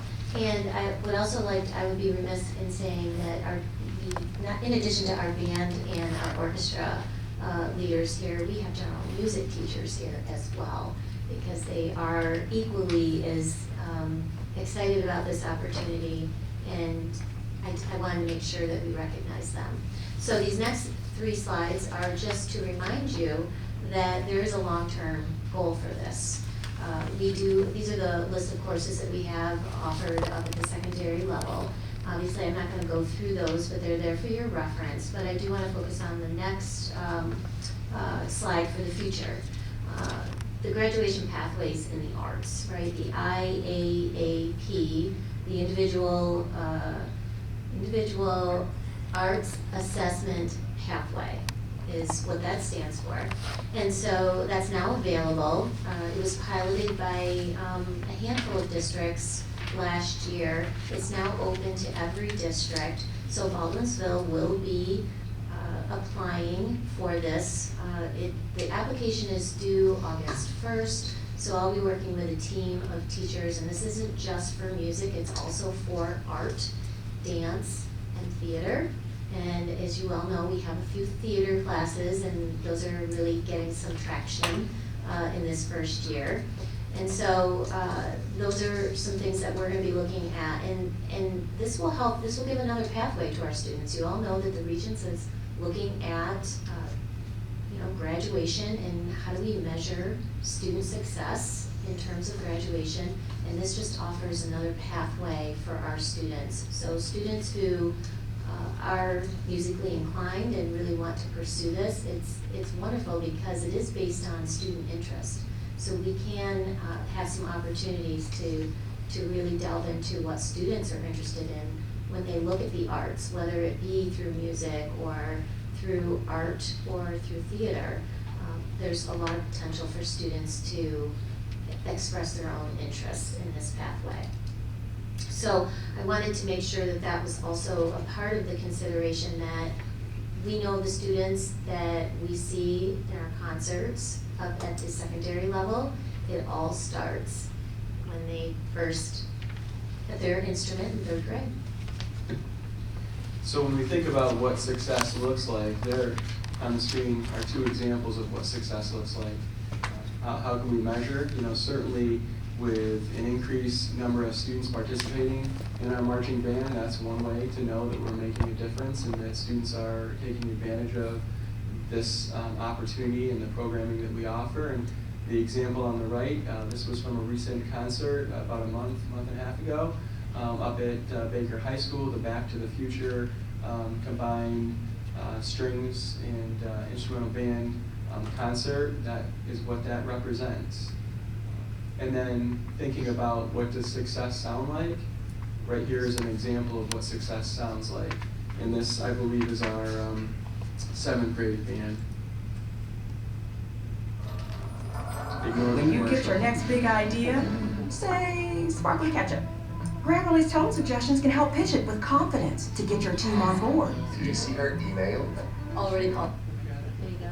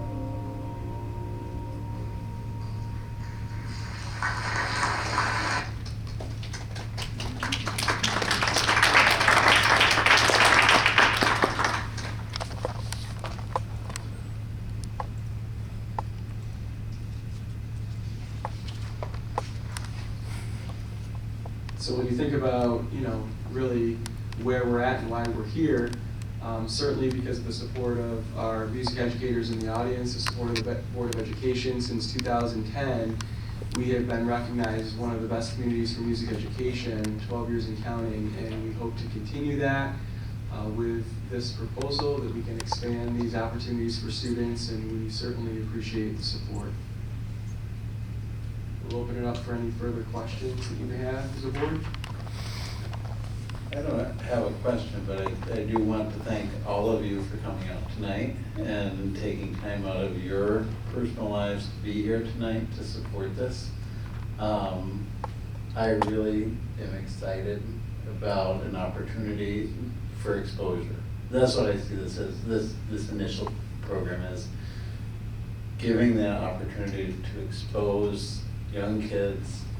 It may be for them, it may not be for them, but they don't know until they try. So I think this is going to be an outstanding opportunity for us to use some funds that are there and available to provide that opportunity for exposure to kids.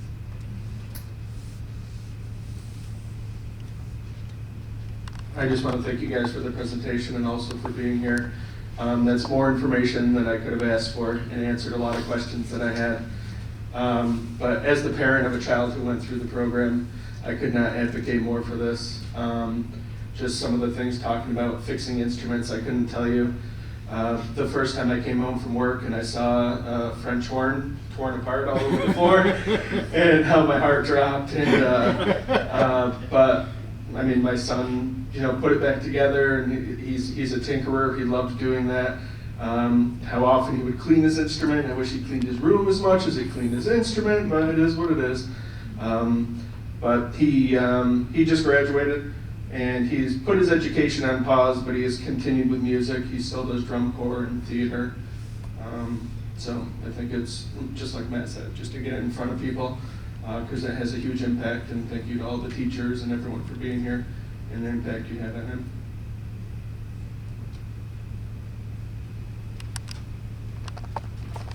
Thank you, thank you everyone for coming out and answering all the questions and putting together this slide presentation. It really did help with there were some questions. Just to mimic both Matt and Wayne, what our district is able to do currently for the students and the outcome, it is remarkable, and I thank each and every one of you. I just have a couple questions. Because I'm concerned with finances, not about the whole implementation of it. It's for grades 3 through 5.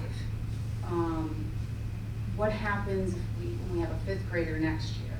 And then we talked a lot about needs, families who need, financially are at a disadvantage. What happens in that 6th grade year? That's where I'm concerned that even though it's starting in the earlier grades, that next year that comes around. And then of course I did have a couple questions or concerns about spacing and the small group settings in the staffing, but some of that has been answered. So it's really more of a long-term implementation. And also to second that is, Dr. Davis spoke about the foundational aid, I may be confusing that, I'm sorry, or the tutoring. So if we do have to take that away from the implementation of this instrument program, will we still have enough funds to be able to start implementing the 3 through 5 program for next year? Well, right now we're looking at $175,000 that would be remaining to put towards the instrument, so that's a pretty good boost. So we would have to look at, once we survey the parents, and the music teachers can help me out with this, we'd survey the parents, get a feel for how many instruments we're, looking at. I think we would have a pretty good jump start with 475. Ultimately, we want to provide instruments for all, so $1.3 million would be your best case scenario. But if that continues, that foundation aid is locked in for 2 years, then we would probably have another 475 the following year, so we'd have to phase it in. So that's another option. And I would add too, when it comes to those students that are, in the 6th grade moving on up, part of the allocation of the funding that we have here, there is the ability to purchase some instruments for the upper levels as well, not nearly to the extent that we have on the proposal for the beginning band and orchestra, our strings students. So, we're taking all that into consideration because, again, if it's about making sure that those students don't have to make decisions, if somebody wants to continue on in the program, then we want to make sure they have access to the instrument. So all of that's being considered as we move forward. Thank you for answering that. And then just one other question that came or arose out of that. So families who currently either rent or have already purchased instruments for their students, what happens to those instruments for those families if they're currently in that 3 to 5 grade range currently? So this is going to take a little bit of time because to the tune of $1.3 million of purchasing these instruments, it's not going to happen in the fall. So, that's where we're going to obviously get that information and feedback from our music staff, from the families. What we know is going to come in, we can communicate to families so that they don't have to, make that purchase. But certainly next year, we're going to have to rely on some people still renting because we're not going to get, $1.3 million worth of instruments for the start in September. I mean, that's just, whether we can work out an arrangement with some of these other groups like music and arts. I can speak personally for my own family. We have 2 that are, in the strings program. Will be in 4th and 5th grade. I mean, I'm not expecting an instrument. I'm just going to continue renting. So I think there'll be a lot of families that will do that during the transition. Again, this is our goal though, is to get us to the point where we don't have to worry about that for our families. But it's going to take time, and we're going to have to communicate that to families so that they know it's going to, baby steps.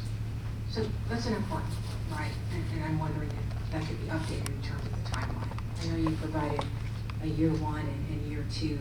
It'd be helpful, some of the language you just shared, Dr. DeBarbery, to just indicate that in a timeline, so we're all on the same page of when those instruments will be phased in for all students. So I can also speak that when working with music and arts, it's difficult to give you that because until they get the go-ahead from us to start putting up bids and getting it from their people, once we know from them, forgive me, I'm going to say, okay, we can get the trumpets, but we can't get the tubas or whatever. Or the tubas may not show until January.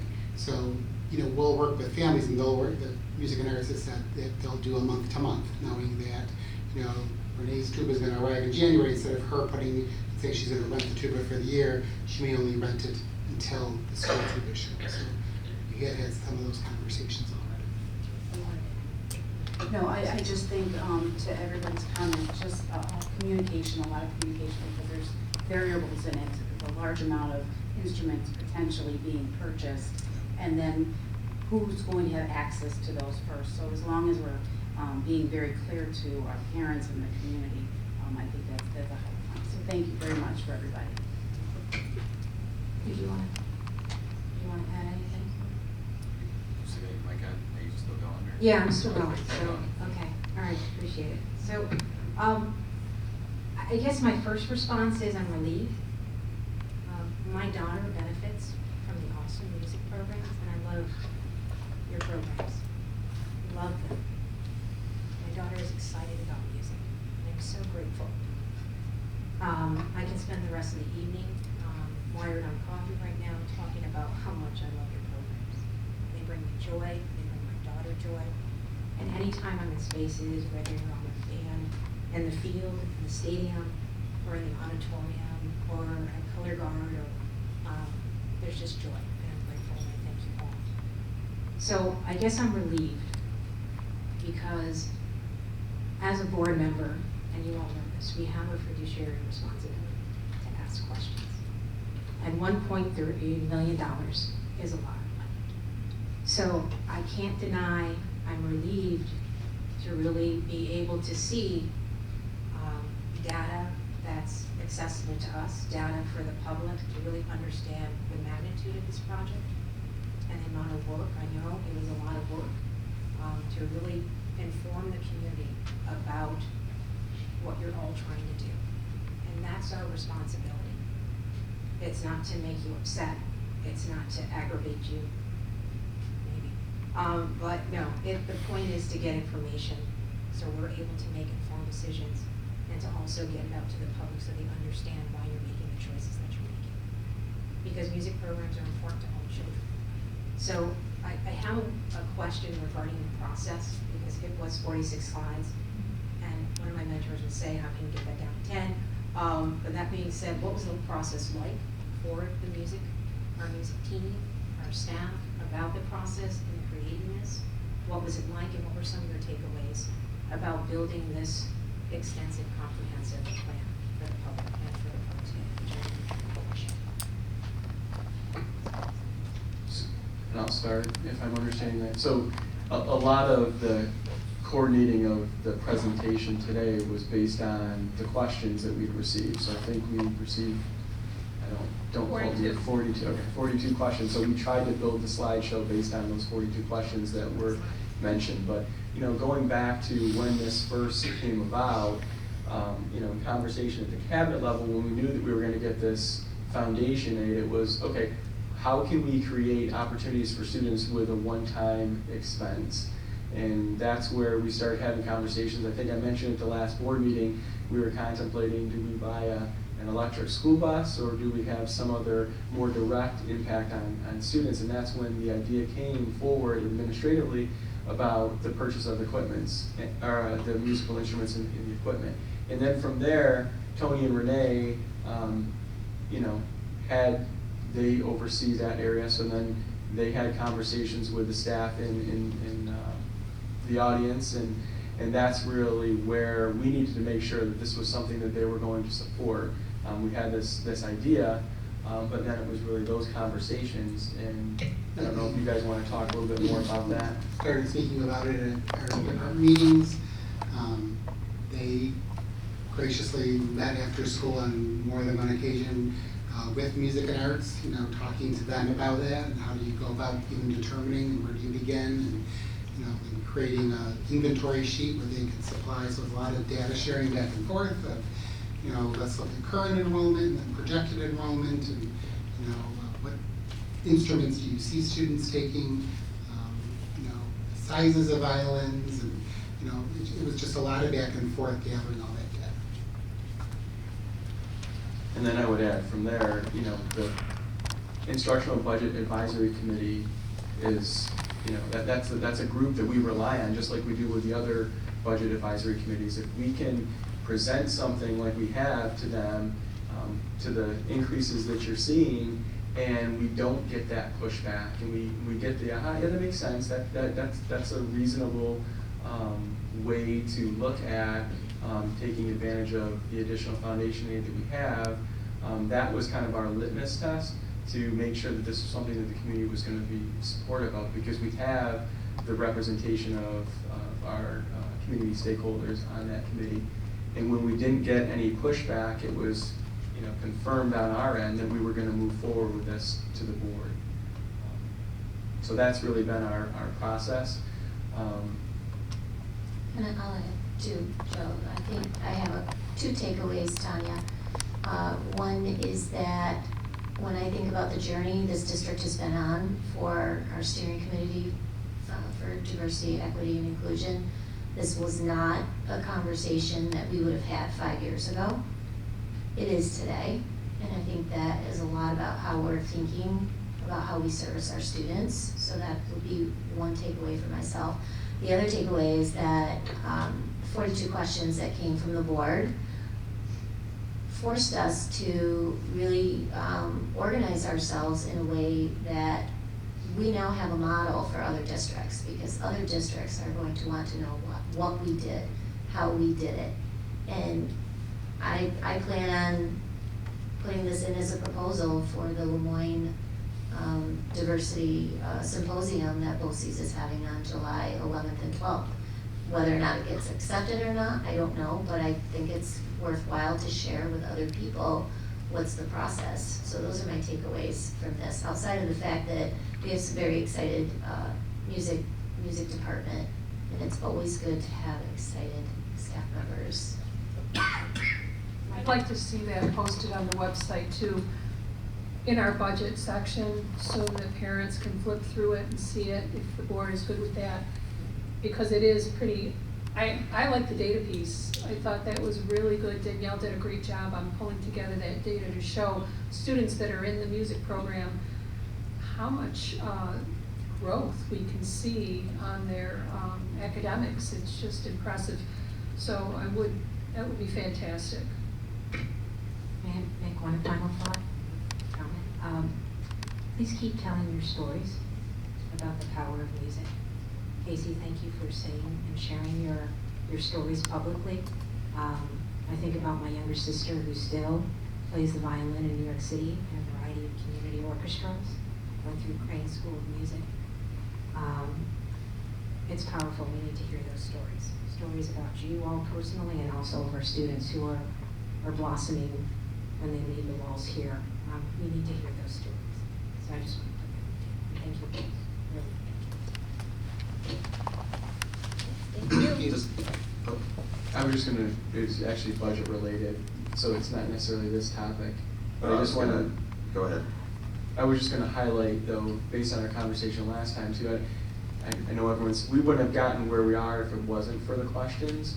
And so I think, some of the things that we've talked about, and certainly we'll have more conversations with the board moving forward about what our budget development looks like, and whether we're having more workshops so that we can get this information out there sooner rather than later, instead of waiting, so that we can get those questions from you, so that you feel confident moving forward. That's the dialogue that we've been having with Dr. Davis and the administrative cabinet. So I think, together we can certainly think about how we can do things better moving forward, but the process that we've used the last few years has just been the process that we've had in place for quite some time. So change is good, right? And we're open to making this more productive moving forward. Yeah, I agree. I think this was a great learning experience in putting all this together, and really, I'd say selling it to the board, for lack of a better term. But a couple of things I wanted to point out. I also was on the technology committee when we rolled out the 1-to-1 ratio for laptops and stuff. And at the time, it felt like a similar kind of thing, a big amount of money, kind of a new idea, put a laptop in everybody's hands. There was some skepticism whether how would that work, how would we maintain all these and stuff. And now nobody thinks anything above it because it's just part of our school district. And I think it was a great ad. We were ahead of the game in many ways, and thank God we had them in place mostly before COVID lockdown. So that really helped us there. But just a big change. It felt big at the time, and now it's just part of our district. And I think this will become another one of those. And I've been thinking about this slide. What does success look like? One thing I want to pass on too is the live streaming of concerts. That's been a great thing for people like me who have no family in New York State. They can all enjoy those concerts. And as a son of a band teacher, and my mother's been in a symphony orchestra, to hear their responses to my daughter's concerts are amazing, because they cannot believe this is a high school orchestra. I mean, that's how good things are, and I just take it for granted because I see it every day, and I listen to my daughter, and we kind of grew up with it since she's been in 3rd grade. But to hear people from the outside, especially music people, to say, wow, that's a high school band, or that's a high school orchestra, it really is a testament to what all our music department does. So thank you for everything. So one more final thought, may I just? I want to be clear. The music department didn't have to sell anything. The program speaks for itself. What we as a board were trying to do, and I'm going to continue to do, is to push our cabinet to their growing edge, to ask those tough questions, because I would expect it of anyone else to do that of me. So you didn't have to sell the program. You had me at the low, or any of the funky moves that Casey does in the middle in front of the students. You had me there. My daughter, I just wanted to make clear that you weren't selling anything to me. You're not doing that. We have a responsibility just to keep pushing are very competent and bright district leadership to their growing edge. And now you have a plan, let's be honest, that's gonna be modeled and followed by others. So if I've done that and it's achieved something bigger than yourselves, that's gonna help a lot of students, then I've done my job as a board member. So I just wanted to make that clear. Thank you. And I'm sorry, I just need to make one more comment for you. My favorite part of your presentation, first of all, I appreciate all the hard work that you all put into it, I really do. My favorite part of this presentation is that it's not music and education. It's recognizing that music is part of education. I mean, imagine a kindergarten class without music in it. That would be an awful class. Imagine pretty much every significant moment of your life is tied to music in somehow. I mean, our graduation, pomp and circumstance, right? What happens when Dr. DeBarber walks down the hall? If I were a kid in school, I would hear the Imperial March. I knew that he was probably coming to get me. Every significant moment in our lives. Now we're gonna have to do that again. It's tied to music, and I'm so happy that you made this presentation so that music is not separate from education. It is education. So thank you so much for that. And thank you for coming tonight, the music department, and for me, I really appreciate you advocating for the students of our district. That's the most important thing, so thank you. All right, let's let them go home now. Thank you. Thank you. Thank you all. Thank you. Thank you, music folks.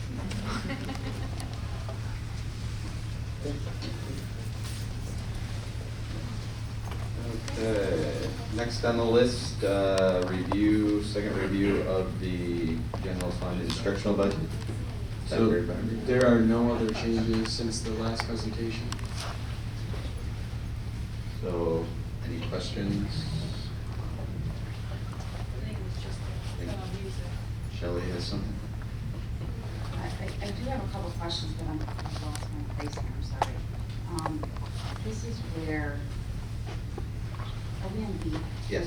Okay, where I did have some, just a couple of questions about the positions for the proposed general fund instruction. Yes. There is a new handout here. It was in your Friday memo, but we have added the new data that was requested. The last page shows the, thank you again to Danielle, information off the data dashboard on student growth. Everything is here, so I would use this new one that I put in. Do you have one? Yes, I do have that. Okay. And there were just a couple quick questions, a couple positions that I highlighted because they were earmarked for positions to be filled for this school year or this budget, but they hadn't yet been filled. I have a question about specifically like the custodial supervisor. Will that be filled? If it's not filled this year, what do we do with those funds? Those are my common questions. Yeah. Those, I'm sorry, Dr. positions. DeBarber, did you want to jump in? You go ahead. There we go. So those positions were in the budget this current year, but given the shift that we made over the summer for the additional SRPOs, we didn't fill the custodial supervisor. In fact, the custodial supervisor was in the budget the last 2 years and it went unfilled. So we were looking at it from a point of view that, we weren't looking to add that area if we weren't going to add in another area. So we had to prioritize. And when we prioritize, our goal is to ultimately have everything that you see that we're proposing in next year's budget pending successful budget vote, which we are confident hopefully with, and then the actual ability to hire somebody who meets the qualifications. Okay, thank you for clarifying. And the only other specific one that I had then was, because there wasn't a certain set amount, is the RTI personnel. Mm-hmm. What is that encompassing? How many? So what we're doing is the RTI personnel is the reading teachers and the math RTI. They're currently in the budget, but they're being supported in the 22-23 budget through federal Title I funding, as well as the ARP. So it's just, basically, I mean, we have a lot of those staff members. So we've increased the general fund budget to make sure that they're all included. And we have a total of 10 RT, well, at the I'll use the elementary level as an example. We have 10 RTI reading teachers, and we have 5 RTI math teachers at the elementary level. And so basically what positions are included, they're all being baked into the general fund budget as opposed to those additional funding sources. If we still get those additional funding sources, then that would be additional fund balance that we have available in case we have another need for other positions. Okay, thank you, and just one last, I'm sorry. The special ed services, a CEIS teacher for the preschool? Yes. Okay, so for preschool, it's my understanding that the county provides funding, but then why is that here for us? Right. So we're building that in because whether there's a complete exchange back and forth with the services, because there's that billing component similar to what we have with Medicaid, reimbursement. We build the position into the budget, and then that just helps us on the revenue side for those additional funds. So it's not going to be happening that quickly. So if we don't have the position in the budget, it's going to make it difficult because we're running essentially assuming that we're going to get that money, and we may not. I mean, we will, but that's kind of how we're looking at it. So we're going to get it on the revenue side, and then we'll have that expense. It should balance when everything's all said and done. But we do believe, based on what Rocco presented, that having our staff member is going to provide better support for students because they know our system, they know our teachers. There's not a different provider going in and out based on whoever the county is able to supply. But is the position for a teacher or for a therapist? It's a special education teacher that's providing that support. Okay. Thank you. Because there are some special ed preschool programming that would be a certified special ed. I thought it was just therapists of all different sorts that come in for preschool age kids. Okay, thank you. Yep. Okay. Any other questions? I do have my one last question, and I think this is where I'm supposed to be asking it. So for the total amount of the budget, of the proposed budget, and then talking of the foundation aid, so that's approximately, I'm just 8 million, correct? So are we using that foundational aid, even though I understand we haven't received it yet, but we're anticipating it? We're not using any of those funds to offset the current budget proposal? Well, oops. We are using some reserves to offset the tax levy limit. The foundation aid will help balance the budget. Our tax levy limit is within the limit. So we have a 8.59% increase in the budget, but our tax levy limit proposal is at 2.85%, which is within our levy limit. So we're doing really well there. I guess my thought was, or I wanted to ask, since there was I think it was average overall of 11% increase from last year's budget to this year's budget, right? Am I saying that right? That's just the instructional. Instructional, Correct. okay. Could any of that foundational aid be applied towards that, so when we go out to the builders, that it's not at a rate that it is? So we're also pulling over what you call appropriated fund balance of about 1.6 million. That is, additional funds from this year that is being applied to offset next year's increase as well, along with use of reserves to pay for, I believe ERS, right? Your ERS bill, Kim.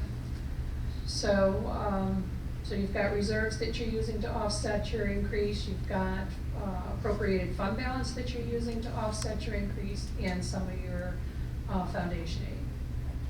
Thank you for clarifying it. Yeah. It's an area that I'm not very strong on, so thank you for.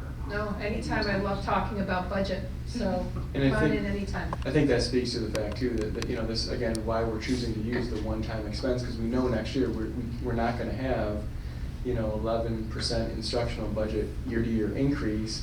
We're gonna have to utilize that one-time expense, the 1.3 million this year, to help offset the salary costs for doing business on the instructional end. So we see this as a way to help that moving forward.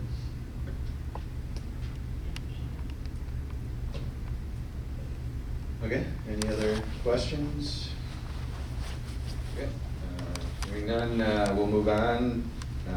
First reading for a trip request for the varsity football.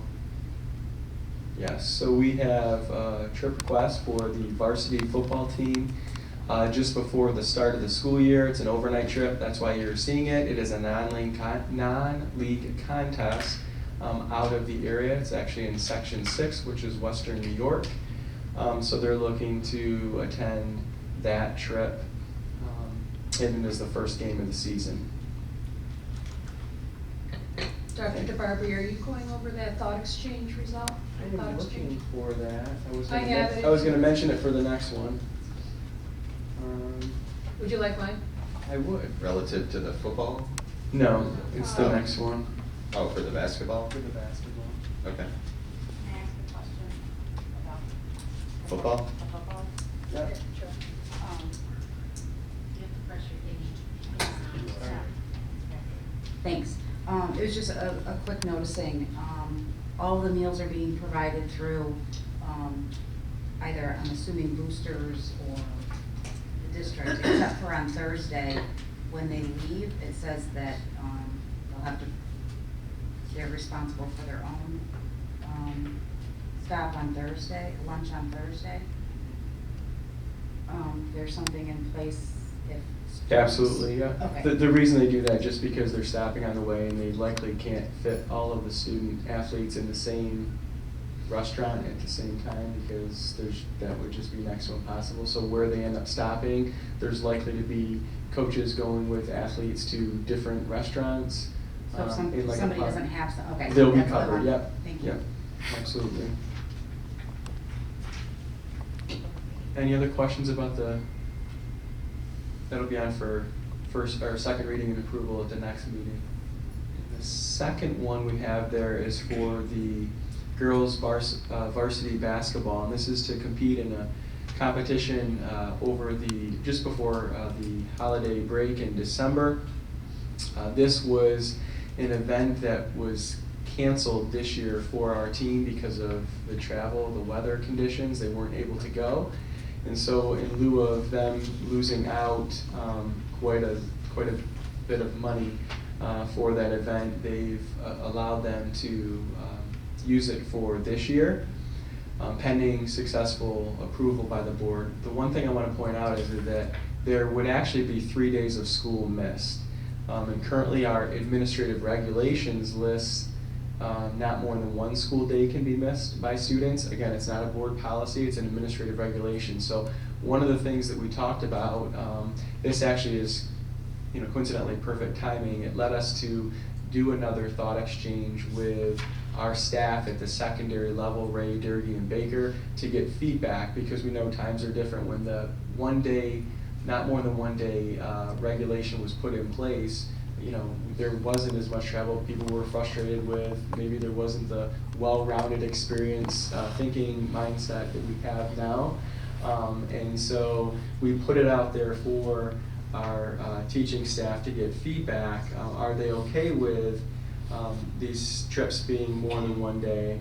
And the fact that we have the ability, because it's an administrative regulation, to make a change, we are coming forward obviously with wanting you to approve the 3-day trip here. But we did get feedback. We will put it in the Friday letter based on our staff feedback at the secondary level. We asked the question, should students be able to miss not more than 2 days, not more than 3 days, other where they could write in as many days, and we've provided that feedback that we'll put in the Friday letter. And it was overwhelmingly supportive of the fact that the staff feels that there should be flexibility. And if we're approving a school-sponsored trip, that we should have that flexibility to bring proposals to the board for consideration where students can miss more than one day. So if this is being reconsidered, then I'm just thinking about the band and the trailer. Yeah. Be reconsidered then? Yeah, so we've actually had conversations with the marching band director, Casey, and that is something that they're looking not for next school year, but it's the year after based on timing. And so if we do change the regulations, which again, based on the feedback that you'll see in the Friday letter, we're going to do that. We're going to make those changes. There would be flexibility that would allow for that to happen moving forward.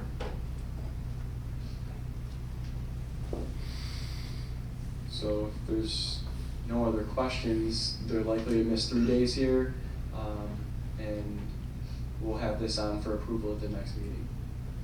And did you say you're in the process of changing the regulation too? Yeah, so we have the ability, the superintendent, I shouldn't say I, but we can, we. right now, Dr. It's Davis, we. we can change it. We will change the regulation based on this feedback. It will be more than, 1 day that curling stands, what that number is, but there'll be language in there that, they can bring a proposal to the, superintendent to bring to the board that allows for more flexibility. I mean, we want to give kids experiences that if they have to be gone for 5 days, you think about too, one of the comments that I want to point out was with the ease of technology and maybe some mandatory study time built into the trips that students take, and the fact that we have the technology where you can Google Meet and all that, it makes sense to provide a little bit more flexibility to create those well-rounded experiences.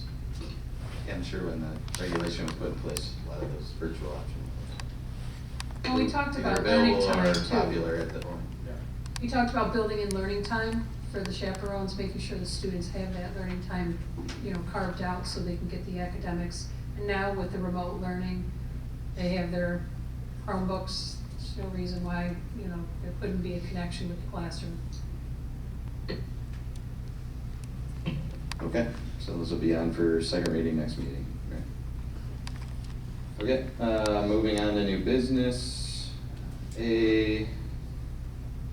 Resolved that the Board of Education approve the Baldwinsville Central School District Policy 5632, School Safety Plans, and Policy 6460, Staff Use of Computerized Information Resources pursuant to the attached. Can I get a motion? Move. Second. Tanya? Any discussion? Seeing none, I'll vote for approval. Aye. Aye. Sorry, I went blank there. Against? No? Okay, 7-0.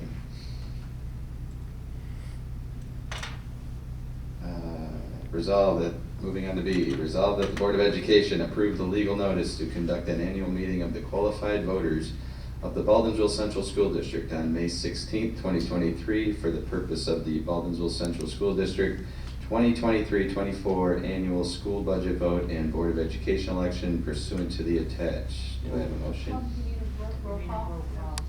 Not to do the motion, do we?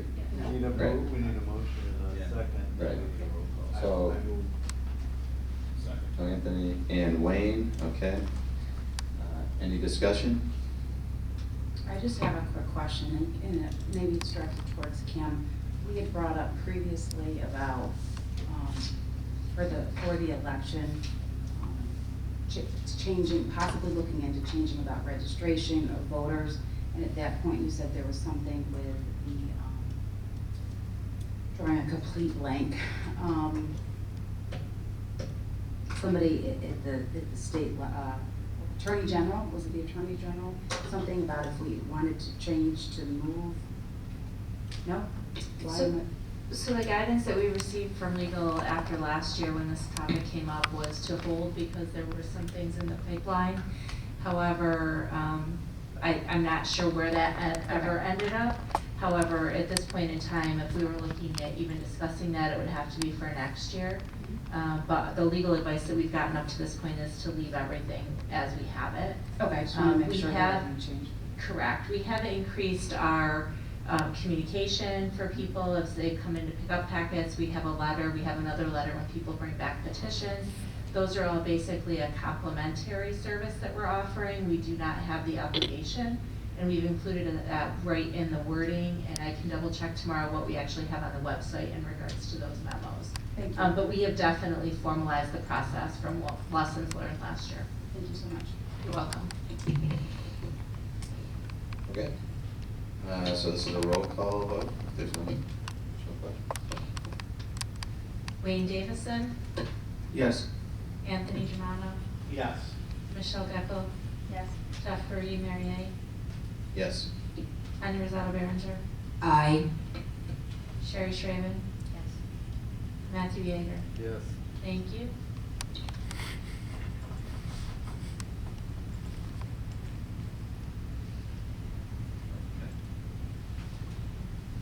Okay, moving on to C, resolve that the Board of Education approve the property tax report card pursuant to the attached. Can I have a motion? Move. Shelley? Second. Matt? Okay, any questions? Okay, hearing none, all in favor? Aye. All not in favor? Okay, passes 7-0. Moving on to D, resolve that the Board of Education approve the resolution approving preliminary supplement to the Smart Schools Investment Plan. Can I have a motion? Move. I'll second. Okay, any questions? Okay, all in favor? Aye. All opposed? Okay, passes 7-0. Moving on to E, resolve that the Board of Education approve the resolution authorizing the settlement of vaping litigation pursuant to the attached. Can I have a motion? Move. Shelley, second. Any discussion? One quick question. Is there any stipulation of what that money can be used for?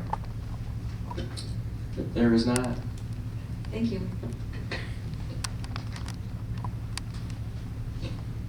Okay, any other questions? Okay, all in favor? Oh. Aye. Wait, no. Yes, it is. Wayne Davison, Yes. Anthony Germano, Yes. Michelle Geckel, Yes. Jeffrey Marier, Yes. Tanya Rosado Berenger, Yes. Sherry Schraven, Matthew Yeager. Yes. Thank you. Okay, moving on to F, resolve that the Board of Education approve the authorization of applications for a corrected tax roll for 2022 pursuant to the attached. Can I have a motion? Shelley. Okay, any questions? Did you do first and second, then I'm sorry. Oh, I'm sorry. Tony, Shelley. Thank you. Yep. Any questions? Okay, all in favor? Aye. All opposed? So, moving on. Resolve that the Board of Education approve the resolution approving acceptance of the bequest from the estate of Kenneth R. Erminger pursuant to the attached. Have a motion? Move. Wayne? Second. Shelley? Any questions? I don't have any questions, but I know this is a very generous gift, so I want to acknowledge that and appreciate the family for thinking of the school district and the students. Thank you, Matt. Yes, we do the same thing. Yes, we do. Definitely appreciate that to the family. Okay. Other questions? All in favor? Aye. All opposed? Passes 7-0. Okay. On to H, resolve that the Board of Education approve the health service contract agreements pursuant to the attached. Can I have a motion? Tony? Wayne? Okay, any questions? Seeing none, all in favor? Aye. Opposed? 7-0. Moving on to I. Resolved that the Board of Education approve the award of contract for the 2022-23 capital outlay project pursuant to the attached and contingent upon successful completion of a contract. Can I have a motion? Wayne? Tony? Okay, any questions? Okay, hearing none, all in favor? Aye. Aye. All opposed? Okay, passes 7-0. Moving on to J. Resolved that the Board of Education approve the award of contract for the 2021 capital improvement project phase 2 pursuant to the attached and contingent upon successful completion of a contract. May I have a motion? Wayne?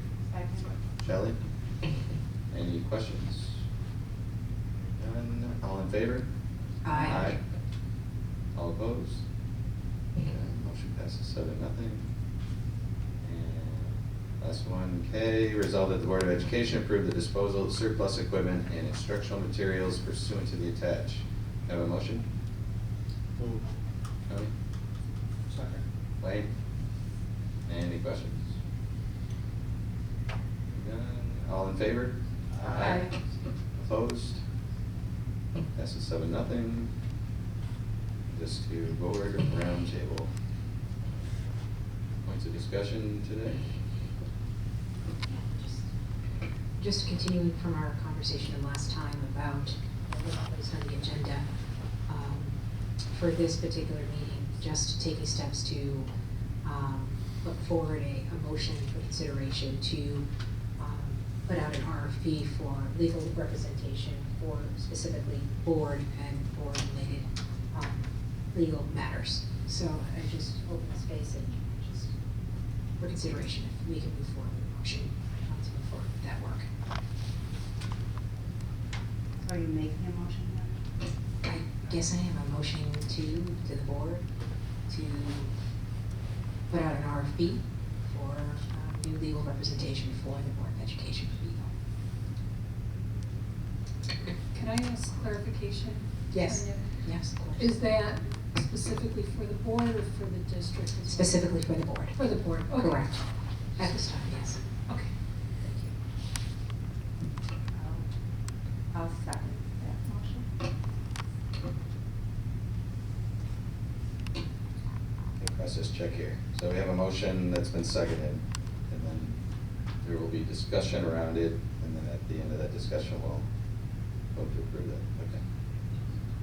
I think the discussion is, do we as a board go out with an RFP for legal services for the board? Solicit inputs. And that would be separate from representation of the district. Correct, at this time. Not a recommendation at this point. I mean, that is your motion. Motion is Yes. specifically, yes. And I think similar to what we did earlier today with our general contractor, that tends to be a normal, regular process. We'll see who bids that. Yep. I just have a question. How is, and Jeff, I know you spoke to some of that last meeting, thank you, like the process for RFPs and maybe even give an answer. Like when we're requesting that as a board for a service just for the board itself, can we identify like certain areas that we want to go, like proximity? I don't know what the process is. So I'll rely on Kim's expertise. I believe when we put out an RFP, anybody in the world can apply to it, right? It's just we choose to limit it to whatever criteria we come up with. So whenever you're going out with professional services, you can go out with an RFP and you don't necessarily have to go with the lowest bidder. Right. But can I just back up for 1 second? Because we typically, routine has been to go out with a legal service that represents the district and the board. What I hear on the table is that we're separating those two services out, or maybe I'm misunderstanding. I believe that's the motion on the floor, is to have a separate legal representation for the board from the legal representation for the district, is what I'm hearing.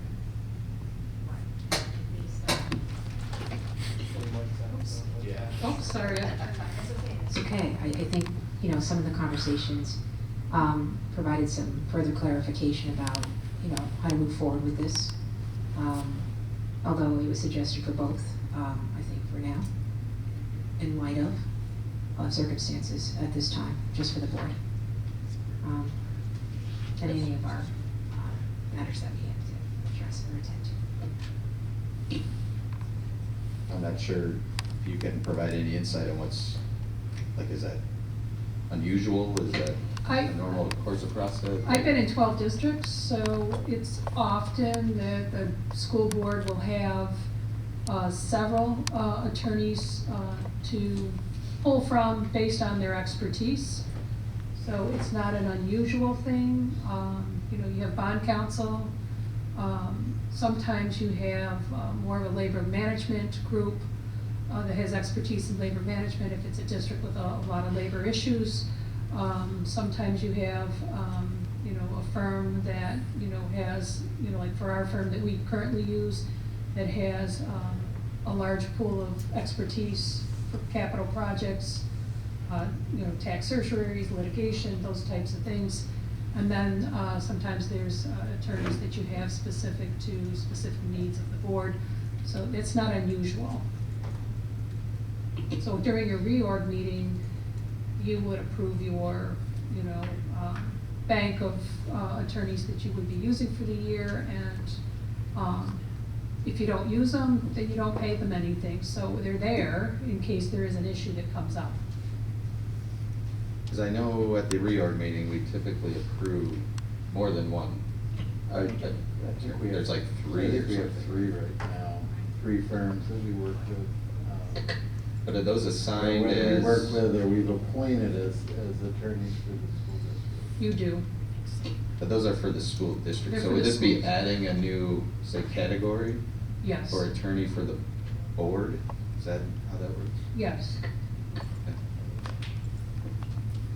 Not to say we couldn't, explore the other option, which I think was advised, maybe not in the best interest because of, the institutional knowledge of attorneys, although I can't deny, selfishly, I'm very open to that, however, just based on feedback and from members of the district office. That's what I'm proposing at this point for consideration. So Kim, if you could walk us through what you as the board clerk would put that bid together and then send that out as a bid for services, and then we would see if anyone responds? Is that how that works, or is there work on the board's? Because usually when we go out for this, like, the board doesn't do anything. That would be all up to you as the board clerk? No, we would do an RFP for you, Well, that's and what then we would review that RFP with the board. Yeah. And then we would put that out statewide to see who responded, and then you would interview those recipients. Yeah, okay, but I guess, yeah, that's the standard process, so, but that would be done by, The board clerk can put out the RFP. I would work with Yeah. Kim. okay. So we as a board don't, the 9 members of this board don't have to get an RFP together? No. All this stuff, okay. We'll do it for you. Good. Is there a time frame that we're looking for, or I don't know what the typical RFP is? Well, we would want to get out there soon, so that way it would be ready for the reorg meeting. So, but we would, once we get the RFP drafted up, we'll bring it back to the board for your review. How's that sound? Just so it's worded the way you want it to be. So we would potentially have it at the April 10th meeting? Could be, how about April 24th? So April 24th, and then roughly, what, a 30-day response time? Yep, 30 days. So that would be towards the end of May, and then we have roughly a month to do interviews, and then we Yeah. would appoint at the July meeting. Okay. That sound like a reasonable timeline for everybody? Thank you. Okay. Okay. Kim, what would be, or anybody, what would be the pros and cons of us having a separate attorney? Or Well, in terms of, I know Kim, you've been posed that question. I think maybe some of those questions can't be answered in this space because I don't want to disparage anyone about past practice and the work that we've had to do over the last year. Some of the pros has to do in the type of advice and how we've responded to crisis in this district. So that'll be all I say. But Kim, I didn't mean to interrupt. Those are just some of my thoughts to your questions. We would normally put the RFP together. I think that is, a little different discussion beyond the conversation here tonight. We can go out with RFPs for services. Typically, we just kind of do that as standard practice. We haven't always had a resolution to do that. When we went out with our audit for external and internal last year, that was something that we went out and did kind of as our due diligence, kind of like we were talking about with the CM firm previously. So I think, to Dr. Davis's point, we can go back, we can put an RFP for legal services together, and then if the wording doesn't jive with what the board is requesting, we can review it again at that time. But we don't always have a resolution to do that. So I'm not sure if we need to do that piece of it, but we can definitely bring an RFP forward for presentation and for further discussion if that's what we're being asked to do. Now, as far as separate counsel for the board, does that mean it has to be from a different firm, or do they have ways to, and this may not be able to answer here, but can the same firm have a, say, division for the board and a division for the district so that they don't intermingle? They can. You would get a They would have to separate, explain how. you would get a different attorney that would just be dedicated to the board. Okay. So we're not necessarily looking for a new firm, we're looking for a new lawyer that can somehow be separate from the district, somehow. And they can explain that to us in their proposals I propose. They can. I'm just trying to figure out what options we got. Because we got 3, so does that automatically disqualify the 3 firms we got? Or they could find a way to provide They can all I'm just trying to provide, figure out all the different. they can provide a separate RFP, because those firms have 15, 20, 25 Yeah. attorneys, so. Right, in multiple cities and all that stuff, right, so, okay. And then, we may hit the case where the only ones that apply are the ones we have anyway, so, just, we'll have to see what comes back, so I'm just trying to throw out all options that we can hear. I think to your point, I think that I think in terms of the motions, which is sever ties with the current firm that's representing the district, not the district, I'm sorry, the board. That was my hope, and that's why I motioned. I don't think that was the motion, I think the motion was to put out. But the RFP, but from my perspective, severing time would be in the best interest of the district and the board. That's not part of the motion that we're voting on, just to make it clear to the board members. No, I understand that, that's why I just repeated what I just said, thank you. That's why I'm just reiterating to the board, we're voting on a proposal for an RFP. A new for RFP, legal. correct. Okay. So, do we have wording, official wording? How do we? So you just say an RFP doesn't require a vote? Oh, well then we don't. So, we don't vote on this motion, or we don't need a motion? There's a motion on the table, so you should vote. To Yeah, we move should. forward with an RFP. Yeah, we should vote if we already have a motion approved, right? Right. To go up for an RFP for legal services for the board. Board of Education. Board of Education. You had a first and a second, right? Yes. We did? Tanya and Michelle. Okay, any other discussion? Should the Mike? should it state that the RFP is specifically for the Board of Education? Yes.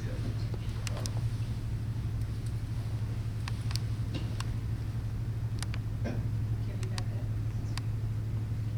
What I have right now is a motion for the Board of Education, RFP for legal services for the Board of Education, is what I have written down, if we agree with that. Yep. Anybody opposed to that wording? Okay. Okay, we ready to vote? Okay, all in favor? Aye. All opposed? Hearing none, 7-0.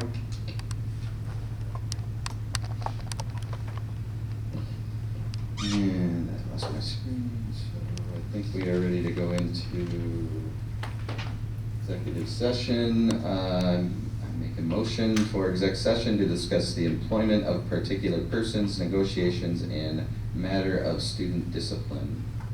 Do I have a second? Second. Bella? Okay, all in favor? Aye. Opposed? Okay, passes 7-0. We'll take a 5-minute break. Thank you, everybody, for coming.